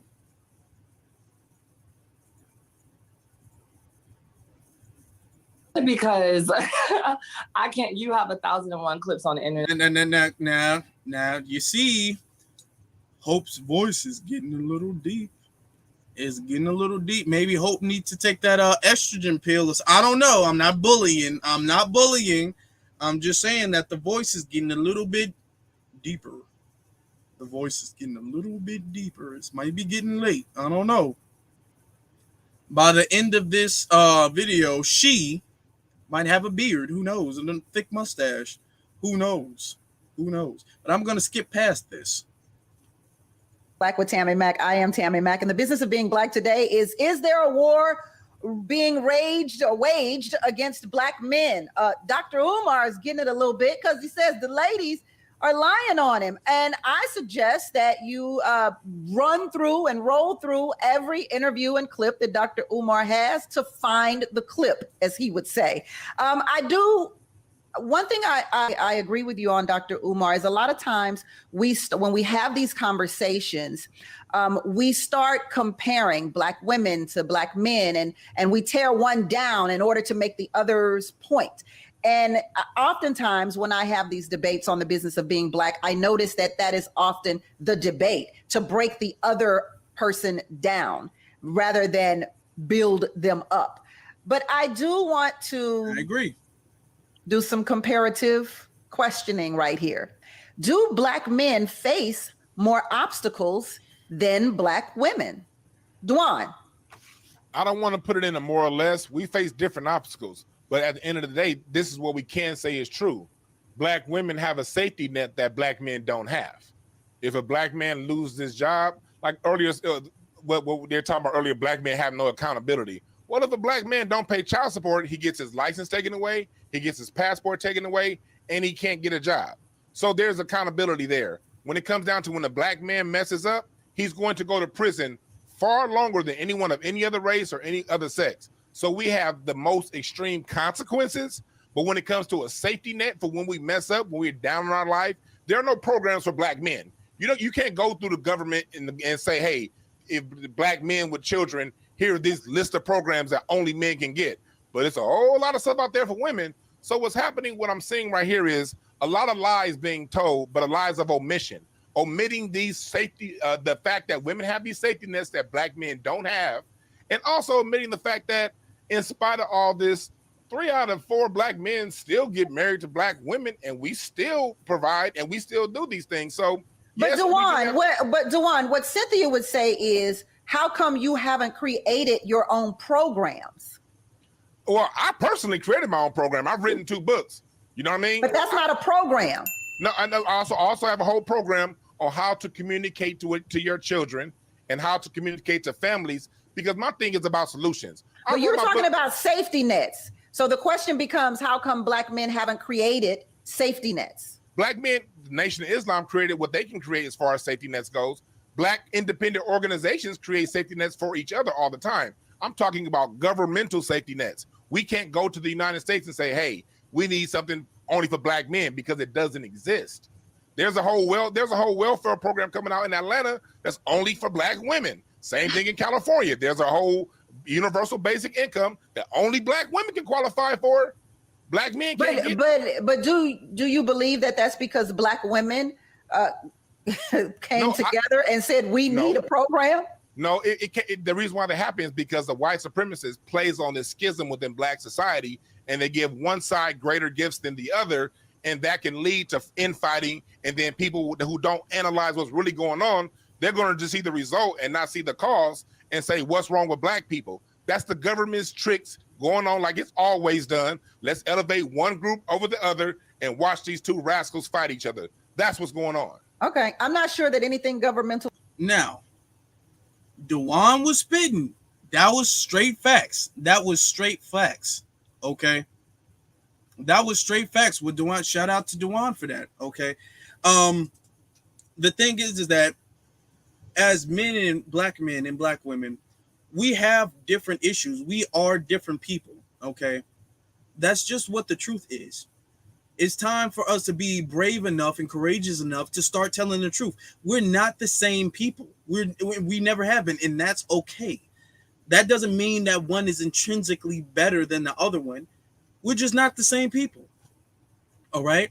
That's good. That's a good thing, actually. That's the way teams should be. Everybody on the team shouldn't be the same. You should have different types of people on the team so you can cover different aspects. You have different people who specialize in different things on the team. That's how all teams are made up. Everybody doesn't just do the same thing. That's the beauty in having the black man and the black woman as a team, because you're not the same. That's the beauty of it. Okay, so we do go through different problems. Okay, I'm glad that he said it that way. He doesn't want to do it in the more or less like, oh, we go through those. Y'all don't really go through none. We go through a whole lot. Like, let's stop. Let's acknowledge there's things we go through, y'all don't go through. There's things y'all go through, we don't go through. Okay, but who causes these problems? That is the problem. That is the issue. That is the entity in the system that we need to be focusing on. Okay, let's be honest too. He also brought up a very, very good point that a lot, I gotta tell the truth, a lot of black women don't want to acknowledge. A lot of the, especially the ones who are not on code, they do not like to acknowledge it. Okay, they don't like to acknowledge the fact that, yeah, you do get a certain type of female privilege in this society that black men do not get. That is, statistically, that is the truth. There was a study done, and I can cite this with a study. There was a study done in the 90s in Chicago where they had a white man, a white woman, a black woman, and a black man. These were actors. They said, we're going to go out to 200 different car dealerships. We're going to give you a script. They're going to tell you what to say. You're going to try to buy a car and negotiate it. They had all in the script college credentials. They were all college graduates. They all made pretty much the same amount of income, all worked for the company about the same. Okay, the same length of time. They were all around the same age with the same credit score. What they came back and they found is when it comes to the interest rates of them getting the loan, the white man got the lowest interest rate, followed by the white woman, then the black woman, then the black man. The black man, despite his credentials being the same as all of the other four actors collectively, it wasn't just one car dealership or two. This was over 200. Okay. So collectively, summing it all up together, black men got the most discrimination. When all things are fair, black men are more discriminated than black women. And that's just one study. There are other studies to say that. And the reason that they do that is because, as Dewan pointed out, they like to push this false elevation of one over the other. That's the same thing that they've been trying to do when it comes to Harriet Tubman being on the $20 bill. They like to pull this, oh my God, black women, y'all just out here killing the game, black women. Ain't y'all the, I mean, kudos to black women. Let's make more move. They doing this with the Woman King, okay? And that's a whole bunch of BS. But they try to put this false elevation of black women because that they try, let me see, what's the smartest way to put that? Because that disconnects the unity between black men and black women. That's the reason why they're doing that.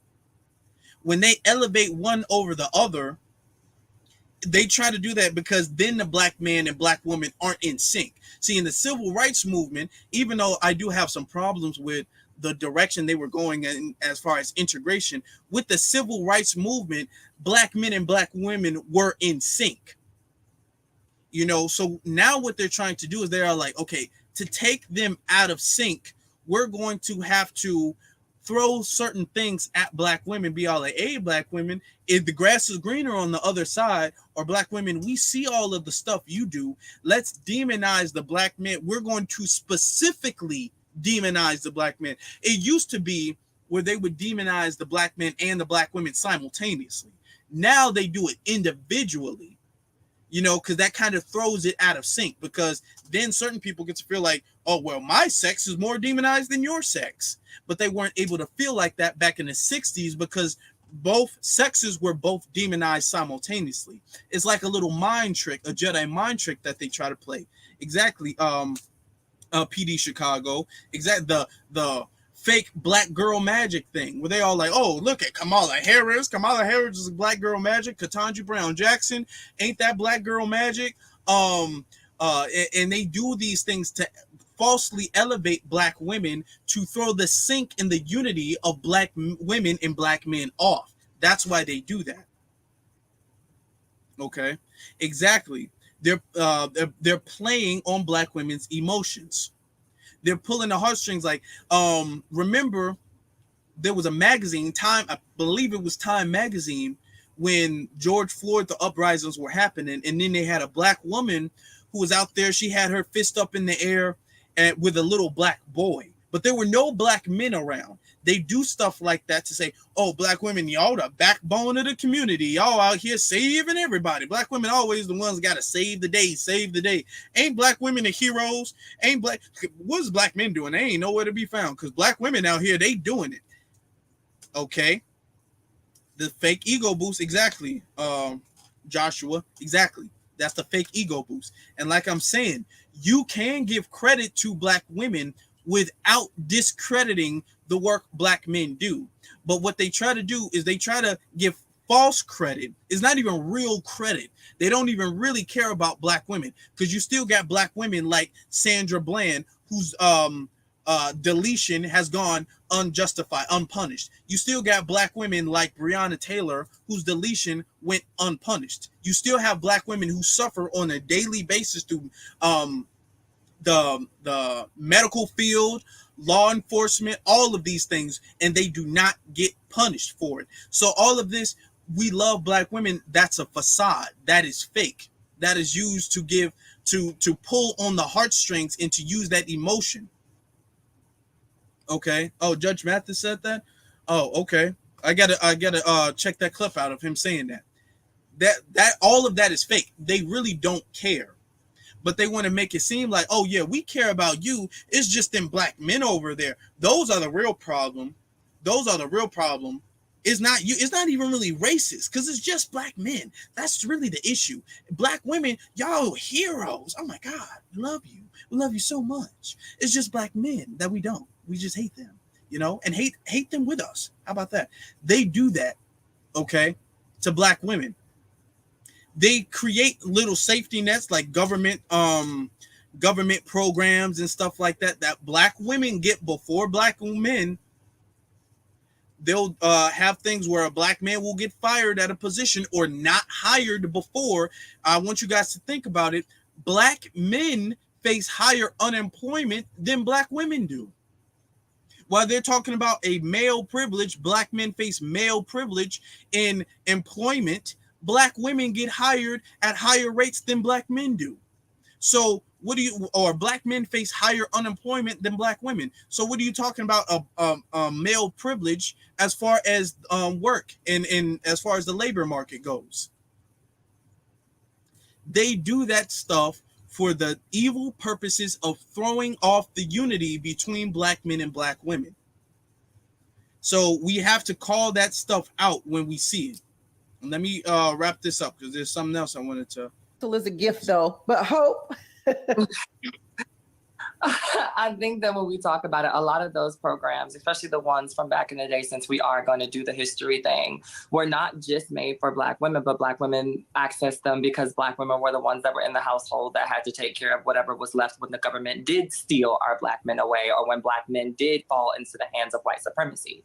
But I also think that the question now is, if you don't see that those things are happening, if we're not seeing those things in influx, then what are the greater black male population doing to enforce that these things happen? When women want things, especially when black women want things, we get up, we say something, we talk about it, and we're going to talk about it till we're blue in the face and until we get those things done. A lot of the times what I find is that black men think that they can ride off of those things, and then when things come to pass and they're not put into the game plan, then you're upset. Then it's like, oh, well, we thought we were why? You did none of the work. You sat behind me and you watched me rally and you watched me do all of these things, and then you thought that you were going to benefit from it. And I'm sorry that I left you off, but honestly, when I was doing this work, it was hard to consider you, considering that I have to take care of you regardless in a lot of those spaces. But I also think that hit dogs will holler. If these things do not apply to you, then let's talk about how you help them to apply to the people that they do and pull those brothers out of the struggle instead of trying to defend something that does not apply to you. If it don't apply, let it fly, and let's figure out how to pull everybody into that fold instead of defending a narrative that you don't even conform to. Why are you so upset? When I always hear like, okay, this dude. Oh, no, I'm sorry. Did I say dude? I didn't mean to say dude. Oh man, this person. First off, the whole, and this goes into the whole black. Actually, I think that's it, because then Cynthia G, she pretty much, they wrap it up with their final statements about where they can be found and stuff like that. So we're just gonna get that off. The whole thing that guy was saying, I said guy again. The whole thing that Hope was saying, it didn't make any sense. Didn't make any sense. Okay. First off, Black men are not sitting behind Black women and waiting for Black women to lead the charge. And then when Black women get the benefits, then Black men are like, oh, here's my plate. Here's my plate. Where's my slice of the pie? That's not what Black men are doing whatsoever. Okay. Bezos said that's a whole Nigerian man, formerly. Oh, this is a formal Nigerian dude. This is a tether right there. Huh? That's interesting. But Black men are not doing that. And that goes into the whole, well, Black women are leading the movement. Black women are doing all of the work. Black men ain't doing none of the work. What, when you, let's just be real. Like I was saying in the beginning, you do not have to discredit somebody's work to give props to somebody else. You don't have to do that. I don't do that. When I give my credit to Black women for the work that they've been doing, I don't do it in a way that discredits the work that Black men do. I don't have to do that. Okay? You really don't have to do that. With Black men, you can give credit to the work that Black men are doing without discrediting or belittling Black women. So the thing is that there are some Black women who are out there. They're a big factor in the movement. They're out there. They're forming protests and they're organizing things, and they really are doing what they can to make a difference. And we give them their credit. That does not mean that Black men are not doing the same thing too. You can give them their props without taking the props away from the Black men who are literally doing the same thing. Okay. And two, let's not act as if collectively all Black women are doing that. See, that's what Hope, and Hope ain't even really a Black woman, but that's what Hope is doing. And that's what all of these other Black women do, where they'll take the real work that Black women do. Okay, it's all like, we'll do the numbers thing, right? We'll use the number 10 again. It's like there are 2 out of the 10 Black women who are actually out there doing the work. And then you have the rest of the 8 saying, oh, those 2, they represent the whole 8. And, oh, look at the work that Black women are doing. We're organizing protests. We're doing this. We're fighting. We're talking about this and this. And of course, I'm not saying 2 as if, you know, it's that small of a percentage. Of course, it's a larger percent. I'm just using that analogy of, you're talking about the work of Black women that you haven't done, as if the positives of Black women, that represents all Black women, but the negatives of Black men, that represents all Black men. That's what I'm using that analogy for. Because if you're going to make the positives of your sex be the representatives of your sex, then you have to be fair and do that to both ends. If majority of Black women, if they're trying to do better for the community and they're trying to help people and do that, then okay. If majority of Black men are doing that, then okay. You're not going to say, oh, we're not going to give credit to the majority of Black men who are out here doing what they're supposed to be doing, majority of the Black fathers who are out here doing what they're supposed to be doing, because there are a few Black fathers who are not doing what they're supposed to be doing. We don't do that.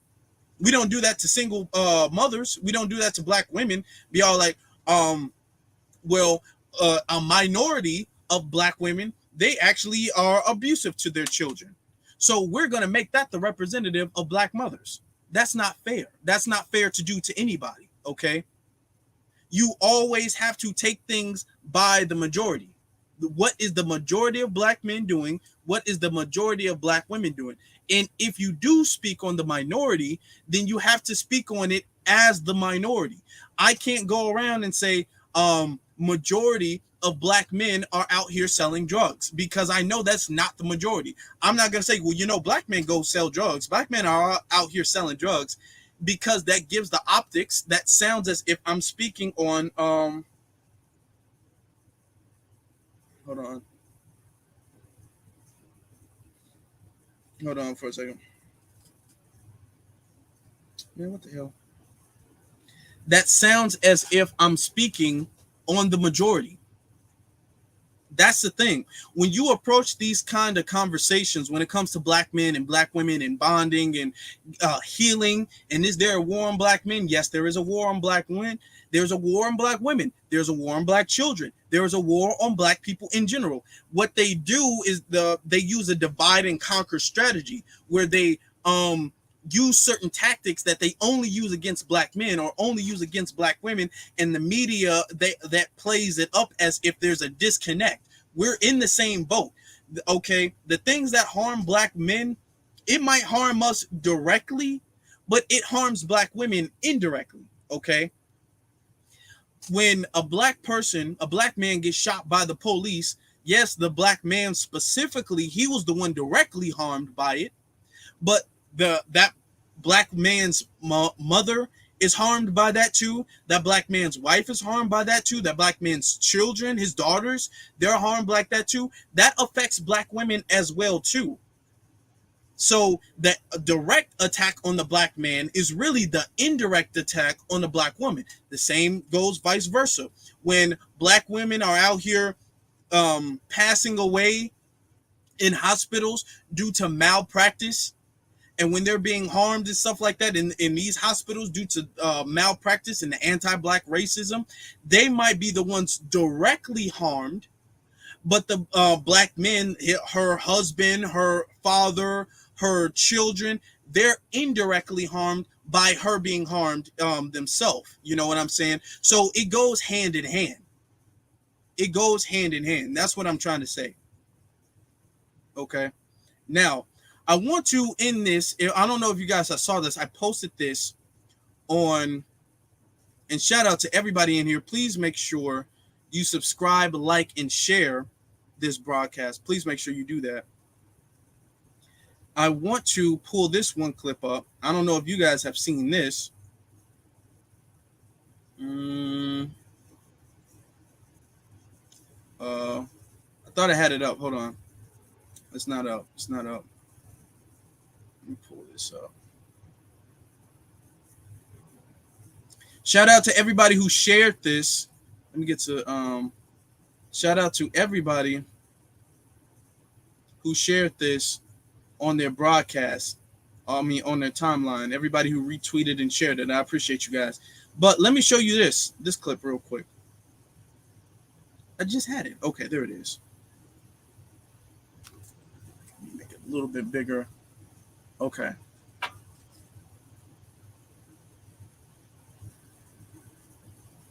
Okay, look at this, y'all.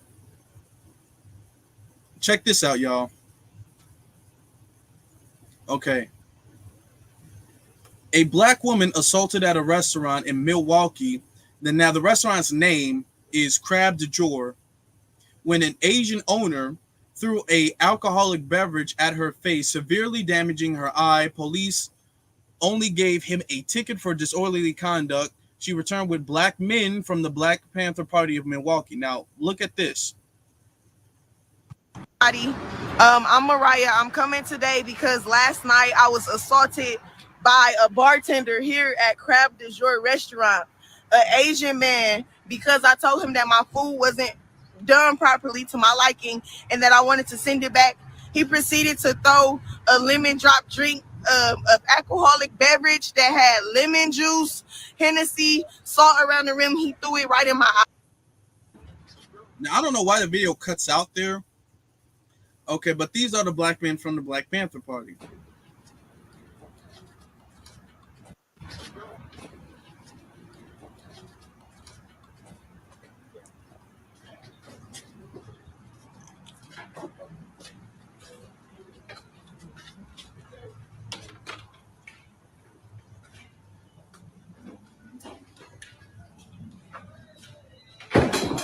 reddish one? Yes, you remember her? Her? Yes, You remember throwing a drink in her face?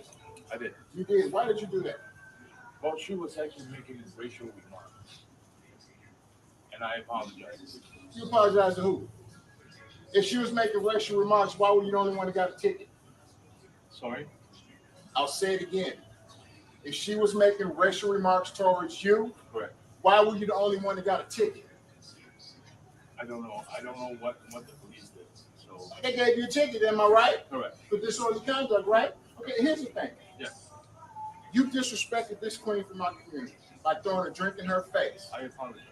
You're apologizing now. You should have been reaching out to apologize to her before. Listen, man, here's what I want, and I'm going to tell you something. Yes. It's intolerable. It's unacceptable. You have disrespected this queen.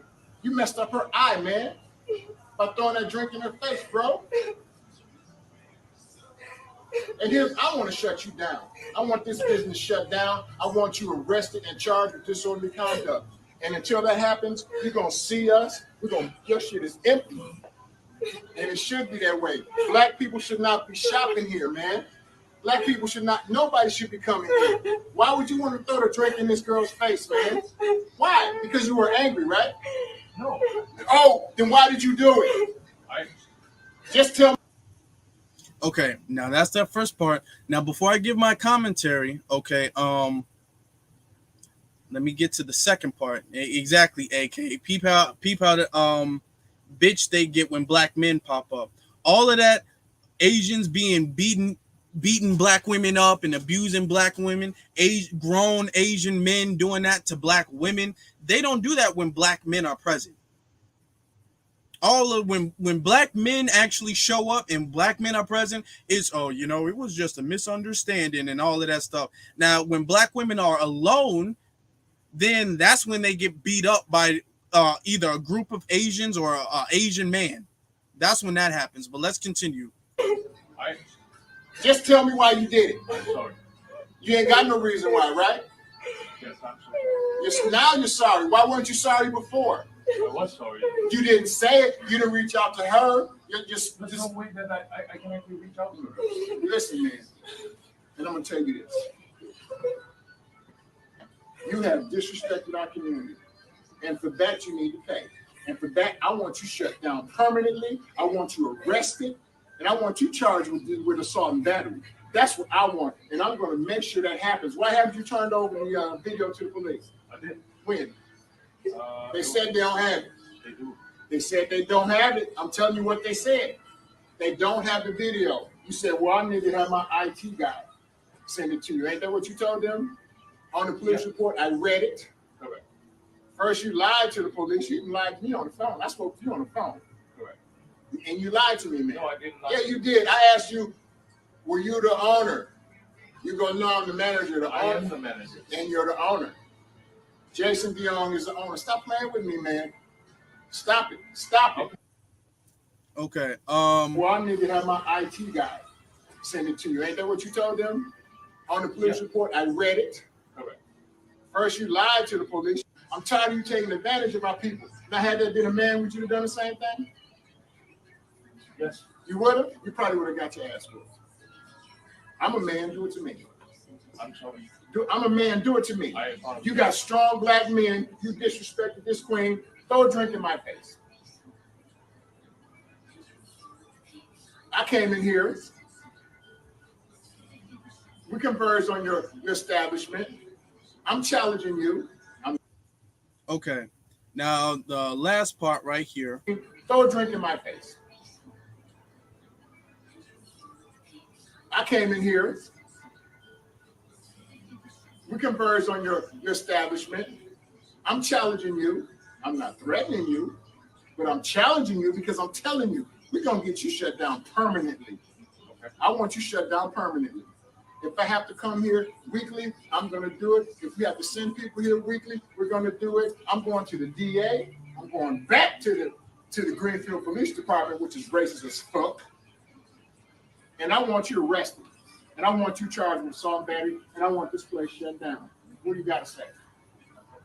Nothing to say. You don't want to apologize to the black community for what the fuck you did? And there's the police. You call the police on this one. No, I didn't. Who's late? Yeah. I'm glad they called police. We want to shut you down. Look at all them cops. We want to shut you down, man. You deserve to be shut down. Deserve it. And what you did, man, you disrespected this young lady. You damaged her eye, man. She can't even see out that eye. But you're cool with that. I'm not cool with that.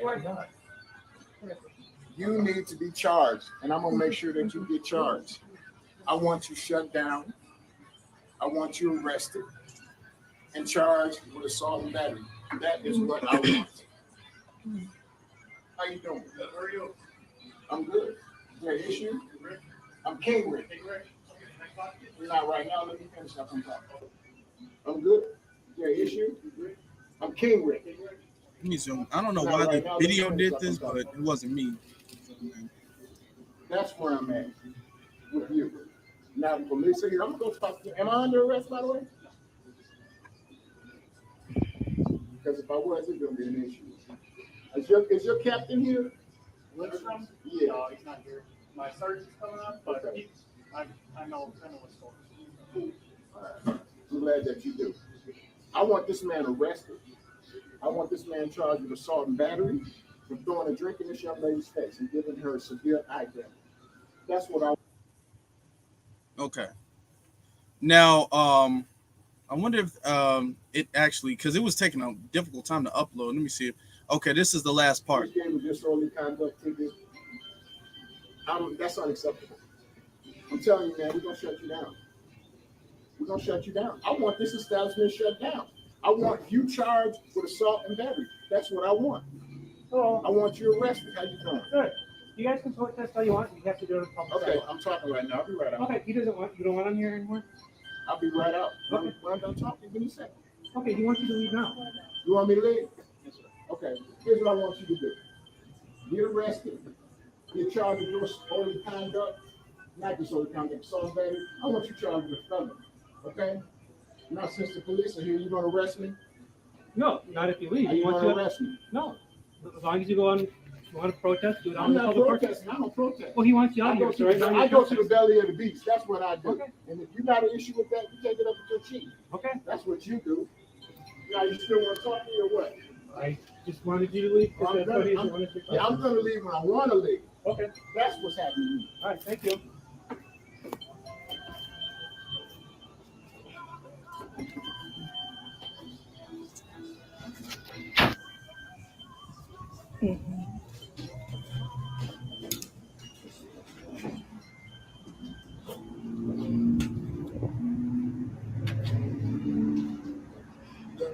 No, sir. No, sir. Oh, I got it. They on Facebook Live. So, you cool with that? I'm going to pause it just in case they come.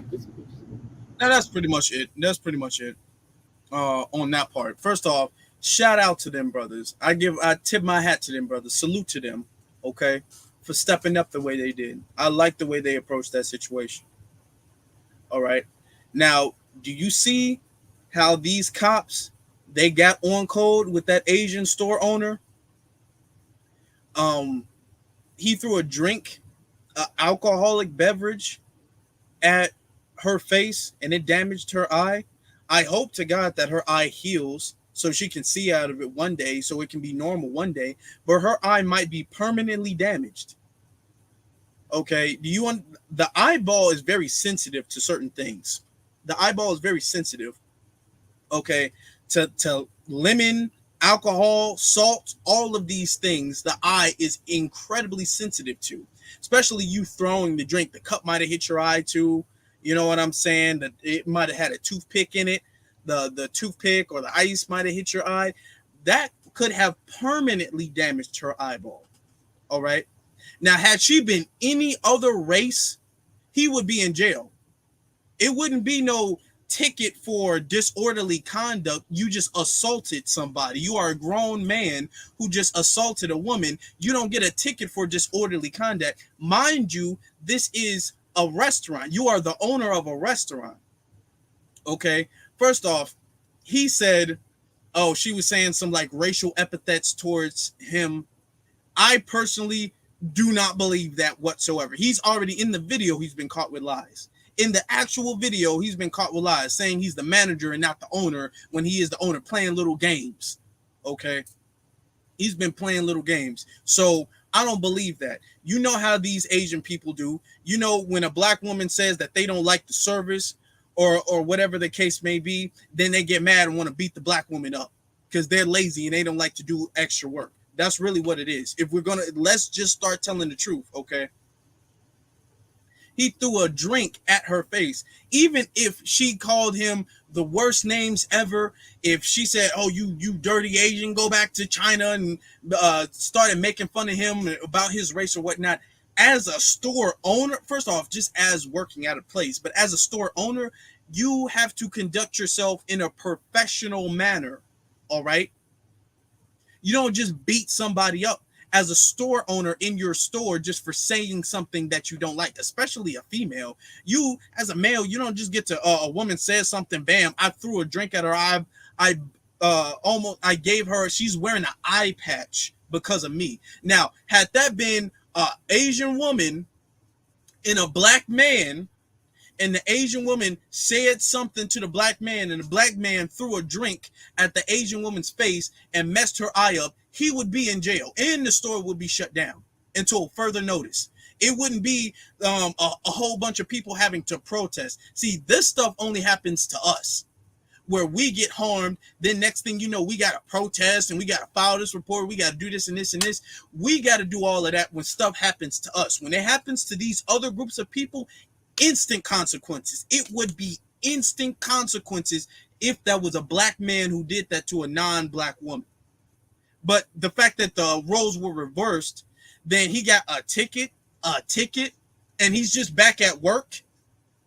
He got a ticket. He didn't got to pay bail or nothing. Just a ticket for disorderly conduct. You get a ticket for disorderly conduct if you yell at somebody. If I could see, if he like cursed you out, like, "Hey, get out of here, you stupid," blah, blah, blah, and he cursed her out or whatever the case is, and they gave him a ticket for that, that would be one thing. You don't assault somebody and that person has to go to the hospital and all you get is a ticket for disorderly conduct. Okay? You can tell even when she first was saying it in the video, she wanted to cry. I mean, I really feel bad for her. I hope her eye heals up. I hope she can eventually start to see out of that eye. Okay. I really do. But I want to pay attention to how earlier in this broadcast, when they talk about black women are not protected, what are black men doing for the community or whatnot? Notice that she didn't actually pay the Black Panthers to show up. They're not being paid to show up. She just let them know what happened and they decided to show up. It's not like, well, I don't know necessarily. It's not like she's related to him. It's not like that's his daughter or whatever the case is.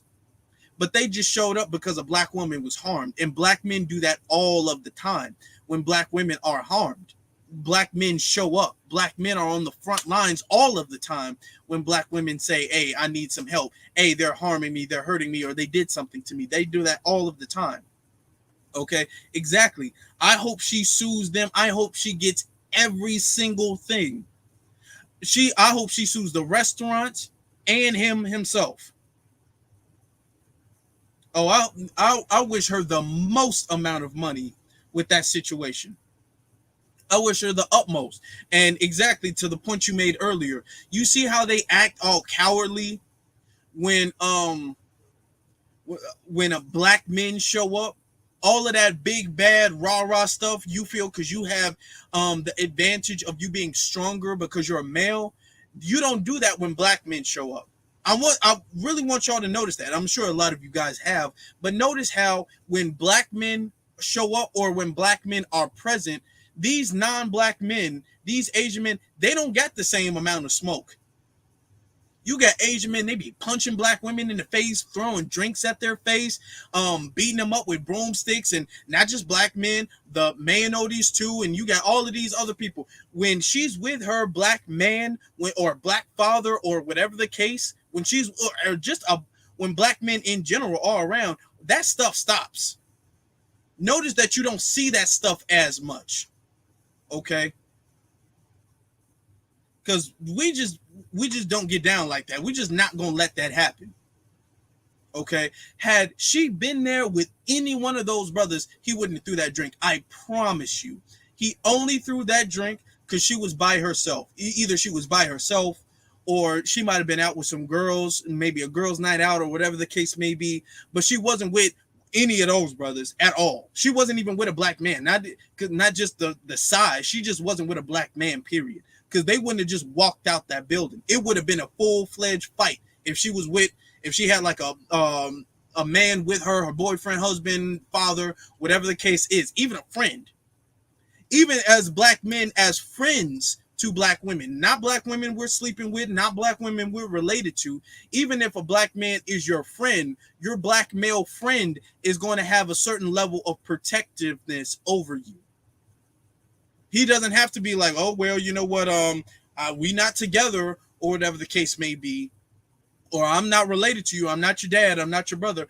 Even if that's your friend and your black female friend is being harmed, the black man is going to jump into that protective mode.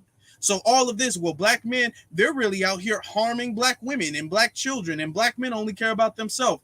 No, that is very opposite from the truth. And I played that video last to show you that these are the stories that don't get out there on the public. This type of story, you're not going to see Shade Room saying anything about this. I might have to put this all together like a reel on my Instagram. I might have to chop it up. There was some edits, some errors. I'm going to chop it up. I'm going to put it on my Instagram too. It's already on my Twitter. But those stories, you're not going to see the Shade Room. You're not going to see the griot. You're not going to see the news really talk about those type of stories, because those are the stories that show the sync between black men and black women. Those are the stories that show us working together, or us being together to solve an issue. They're not going to portray those stories in the media. You're only going to see those type of stories on social media. Okay, and let me look at some of the comments. He said Cynthia G is a herpes. Yes, she is a virus. She looks like one too with the bang she got. Let me see. Yep, his ass would have gotten thrown into the drinks. Exactly. Had any one of those brothers have been there, first off, he wouldn't have done that. He wouldn't have done that had any of those brothers been there. He wouldn't have threw the drink at all. And if he did, now of course you're gonna say, because the black dude asked him, would you throw a drink? Would you have thrown a drink at a man's face? He said, yeah, no. His cowardly ass only threw a drink at a woman's face because he felt like, even if she tries to fight me, I'm stronger than her and I can take her in a fight. He wouldn't have threw a drink at a man's face at all. And he wouldn't have threw a drink at her face if a man was with her. Okay. Katie says, AK says, they got real damn cordial when black men pop up. Yeah, they do. Then dude peeped the Black Panther UIs, and he knew he fed up. He effed up. Yeah. Even when the cops were like, yeah, this ain't the black man to be aggressive with. Yeah. Even a cop, I want y'all to notice that. Yeah, that's a good point. The cops ain't really even won't smoke like that. And I'm glad he handled the cops like that, because too many people, they get scared. Oh, the cops coming. He was like, the cops coming. He didn't run out the building when he saw the cops was here. Oh, we're coming. We got to get out of here. He walked in. He said, hey, is there a problem? All right, I'm in the middle of a conversation. Let me finish. And you saw how the cops was on code, because he claimed he did not call the cops. And then as they're talking, he says, the cop noticed, the cop says, oh, but he wants you to leave. Don't you want him to leave? And then the Asian dude's like, yes, I want him to leave. He's scary man. Yeah, he shook his head, yeah. But he didn't call for the cops because they were trespassing. The cops really didn't have a reason to be there if he, as the store manager, didn't call. And unless he saw them pulling up, I don't think he called. I think he probably was just there. The only way he could have called, because not like he left. The only way he could have called is if he saw them walking up and he called the police. So that's really the only way. But I doubt it was probably some Karen, like, oh my God, it's a bunch of niggers over here and they're scaring this poor little Asian man. Come get him, come kill him. That's probably what it was. But the cop, you saw how in sync he got with the police. Oh, but he wants you to leave. He didn't say he wanted him to leave. He said, okay, if there's no problem, I'm gonna finish my conversation. Oh, but he wants you to leave. Isn't that right? Don't you want him? It was like a little wink. Don't you want him to leave? We can get him out if you want him to leave. Don't you want that? Okay, well, he said, yeah, he wants you to leave. You got to go. The cops got real on cold with him. But even still, the man didn't know, like, oh, I guess I gotta go. Oh, well.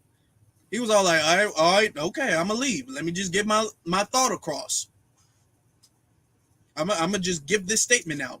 He needs to be charged and arrested with battery. He does. Let me show you, because I got his name on here and name of the black woman. I posted that as well too. Let me show you this. This is the person's name. His name is Jason Doang, or Dayang, I believe is how it's pronounced. Yeah, exactly. He solicited a trespass. Exactly is what he did. Because the man didn't call and say, hey, they're intruding. And even when the cop walked up, the man didn't say anything. Jason responded to what the cop said. The cop is the one who implied that he wanted him to leave. The cop wanted him to leave. Not the man. The man didn't call that person. The man was probably sighing in relief that the cop showed up. He probably was. He says he threw a drink like a bitch. I guess he's been watching those reality shows. Exactly. What type of grown man would do that anyway? You throw a drink at some woman. That's like a Real Housewives, and they get mad and they all sitting at the table and she picks up the cup and she throws the drink. That's some bitchy shit. That's not something a grown man does to a woman. Throw a drink. You throw a drink at her. That's real bitch made shit to do. And I know I'm a little upset about it, but that really is. That's cowardly. That's very that's cowardly stuff. But I want you to pay attention too. You won't see Cynthia G talk about it. You see me talk about it because I actually do care. But you won't see Cynthia G or any of these divestors say anything like that or talk on this story at all. You will not see Cynthia G do that because that paints the narrative that she doesn't want to paint. A black woman was harmed. Isn't she pro-black women? Shouldn't she be talking about this? But she's not going to say anything because she doesn't really care about black women. She just cares about white men. She just wants to be with them. She hates black men. So she tries to put the narrative and disguise her hatred for black men as care for black women, when that's not really what it is. Okay. He says, one of the family members in the black probably called the cops. One of the family members in the back probably called the. That's what I think too. That's what I think. I think it was somebody who was probably eating at the time and they saw them going up there, the black dudes, and they were probably like, oh my God, it's a bunch of black men over here. I'm scared for my life. Please come quick. Yeah, it was probably somebody in the back who said it. Tells me if he's married, I bet he does that to his wife. Man, we don't even want to talk about how much these Asian men be beating their women up. What I find that if someone is willing to do that to a random woman, they do or have done that to women in their family. That's very true. Real talk. That's very, very true. Because if you grew up with the concept of don't beat or put your hands on women, and I'm not saying women should put their hands on men either, but I'm just speaking on the men for this example. If you grew up with that concept of don't put your hands on women, then you're not going to go outside and feel comfortable enough to put your hands on a stranger. You're doing that because you're so used to doing that in your household. That's at home. That shows how they're raised. All these Asians who go around, these Asians, these Arabs, these non-black men who go around beating black women up, that is a preview of how they treat their women in their house, their wives, their daughters, their sisters, their women in their community. That shows how they treat them because it breaches out into our community. Says, yeah, that stereotype of the Asian man beating their women is high in the stereotype totem pole. Exactly. It is. And that stereotype didn't come for no reason. That stereotype is there for a reason. They do that. They do that a lot. And Asian women don't speak out on it. They go, yeah, they go hard. If y'all think y'all ain't seen no DV, y'all ain't seen no relationship violence until y'all go to these other ethnicities. These other ethnicities is not just I'm throwing a cup at you, I'm mad at you, I might push you or whatever. These people are picking up sticks and like belts and stuff, and they just beating their women with the sticks and the belts. They got a paddle on the wall, they taking the paddle off the wall, and they beating their women with a paddle like they're some type of bad child. They just beating, balling their fists up and punching their women. They do it, okay? They do it all the time. And these are the women, the same Asian men who threw an alcoholic beverage at that black woman's face. Those are the same type of men that these divestors are saying that you should leave black men for and get an Asian man. Those are the same type. Yeah. They like their cousins, the Arabs. Exactly. Exactly. Joshua too brought up a good point. Latinos stay beating their women. They say earlier in this broadcast, I just told you guys about a story of a Hispanic man cutting his baby mama's head off. He decapitated her in broad daylight. That's the mother of his children. And he has removed her head with a sword outside in broad daylight. Now he had a restraining order, everything, broke the restraining order to remove her head. Like, you have no idea how these people be treating their women. Now, I'm not saying black men are perfect. Black men do got room to improve, but hey, you got to give us you got to say we are miles better. We are miles ahead of what these other groups of people be doing. Yeah, you didn't see. Let me show it again. Let me show it one more time. Now, it took me a long time to actually find the name, and that's something that they do. They'll say, oh, man decapitated woman's head, but they won't show the name. I had to search near and far for the name, but I found it, and I put it in the tweet. A man arrested. This happened a couple days ago, Friday. Excuse me. A man arrested after beheading young mother in the middle of San Carlos Street. Yeah, man, it's that deep. It's really serious out here.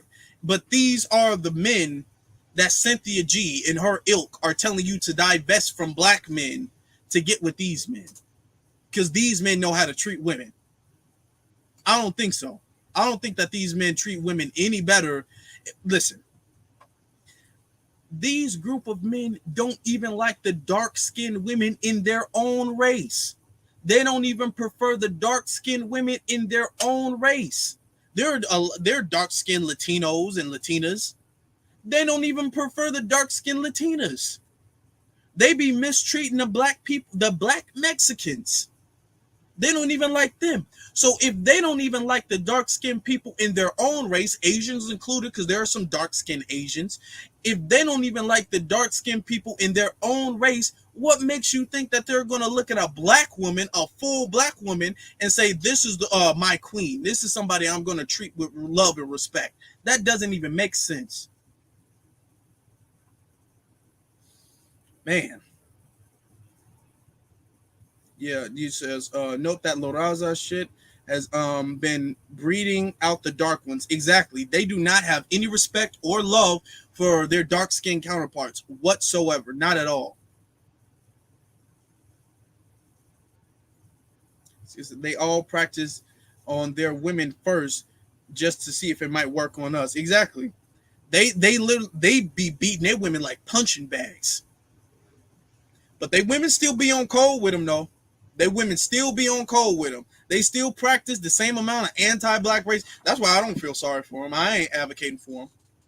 Because the same woman who gets beaten up by her husband, when her husband does something to beat up a black woman, she's going to be on her husband's side against the black woman. So I don't feel sorry for them. That's their problem. They need to hold their own nuts with that one.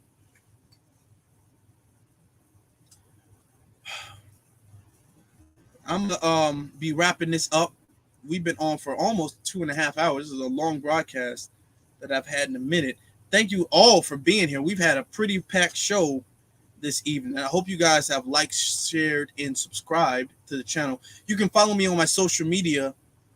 The link is in the description as well too. Another thing, I spoke on this before some months ago about our brother Ozone, Othel Wallace. He's really going through it. He's really going through it when it comes to the court. I'm not going to get too into it because there's going to be another broadcast specifically about that. But I'm going to be partnering up with like a donation campaign so we can get him his lawyers so he can actually beat the case, because he's an innocent man. He's not guilty for what they're charging him of, and they're trying to give him capital punishment, okay, for allegedly deleting a police officer. So it's up to us to help our brother Ozone. So I'm just giving you guys a preview as to what some of the next projects are going to be. Okay, exactly. Free him. Free Ozone. Hashtag free Ozone.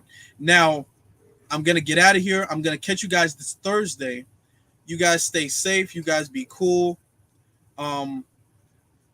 In Chicago, there's been some really bad weather too. If you guys are in Chicago, please be safe. Please be safe. There's been some like crazy weather going on in Chicago. The other day I was driving, I saw like 3 different accidents. And all of the accidents, it looked like the car just exploded.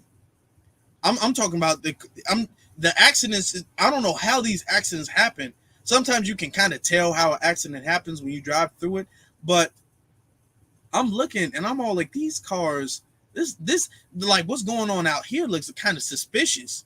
It looks like the engine just exploded and like spontaneously combusted. I'm like, okay, that's weird. That's I don't know about all that.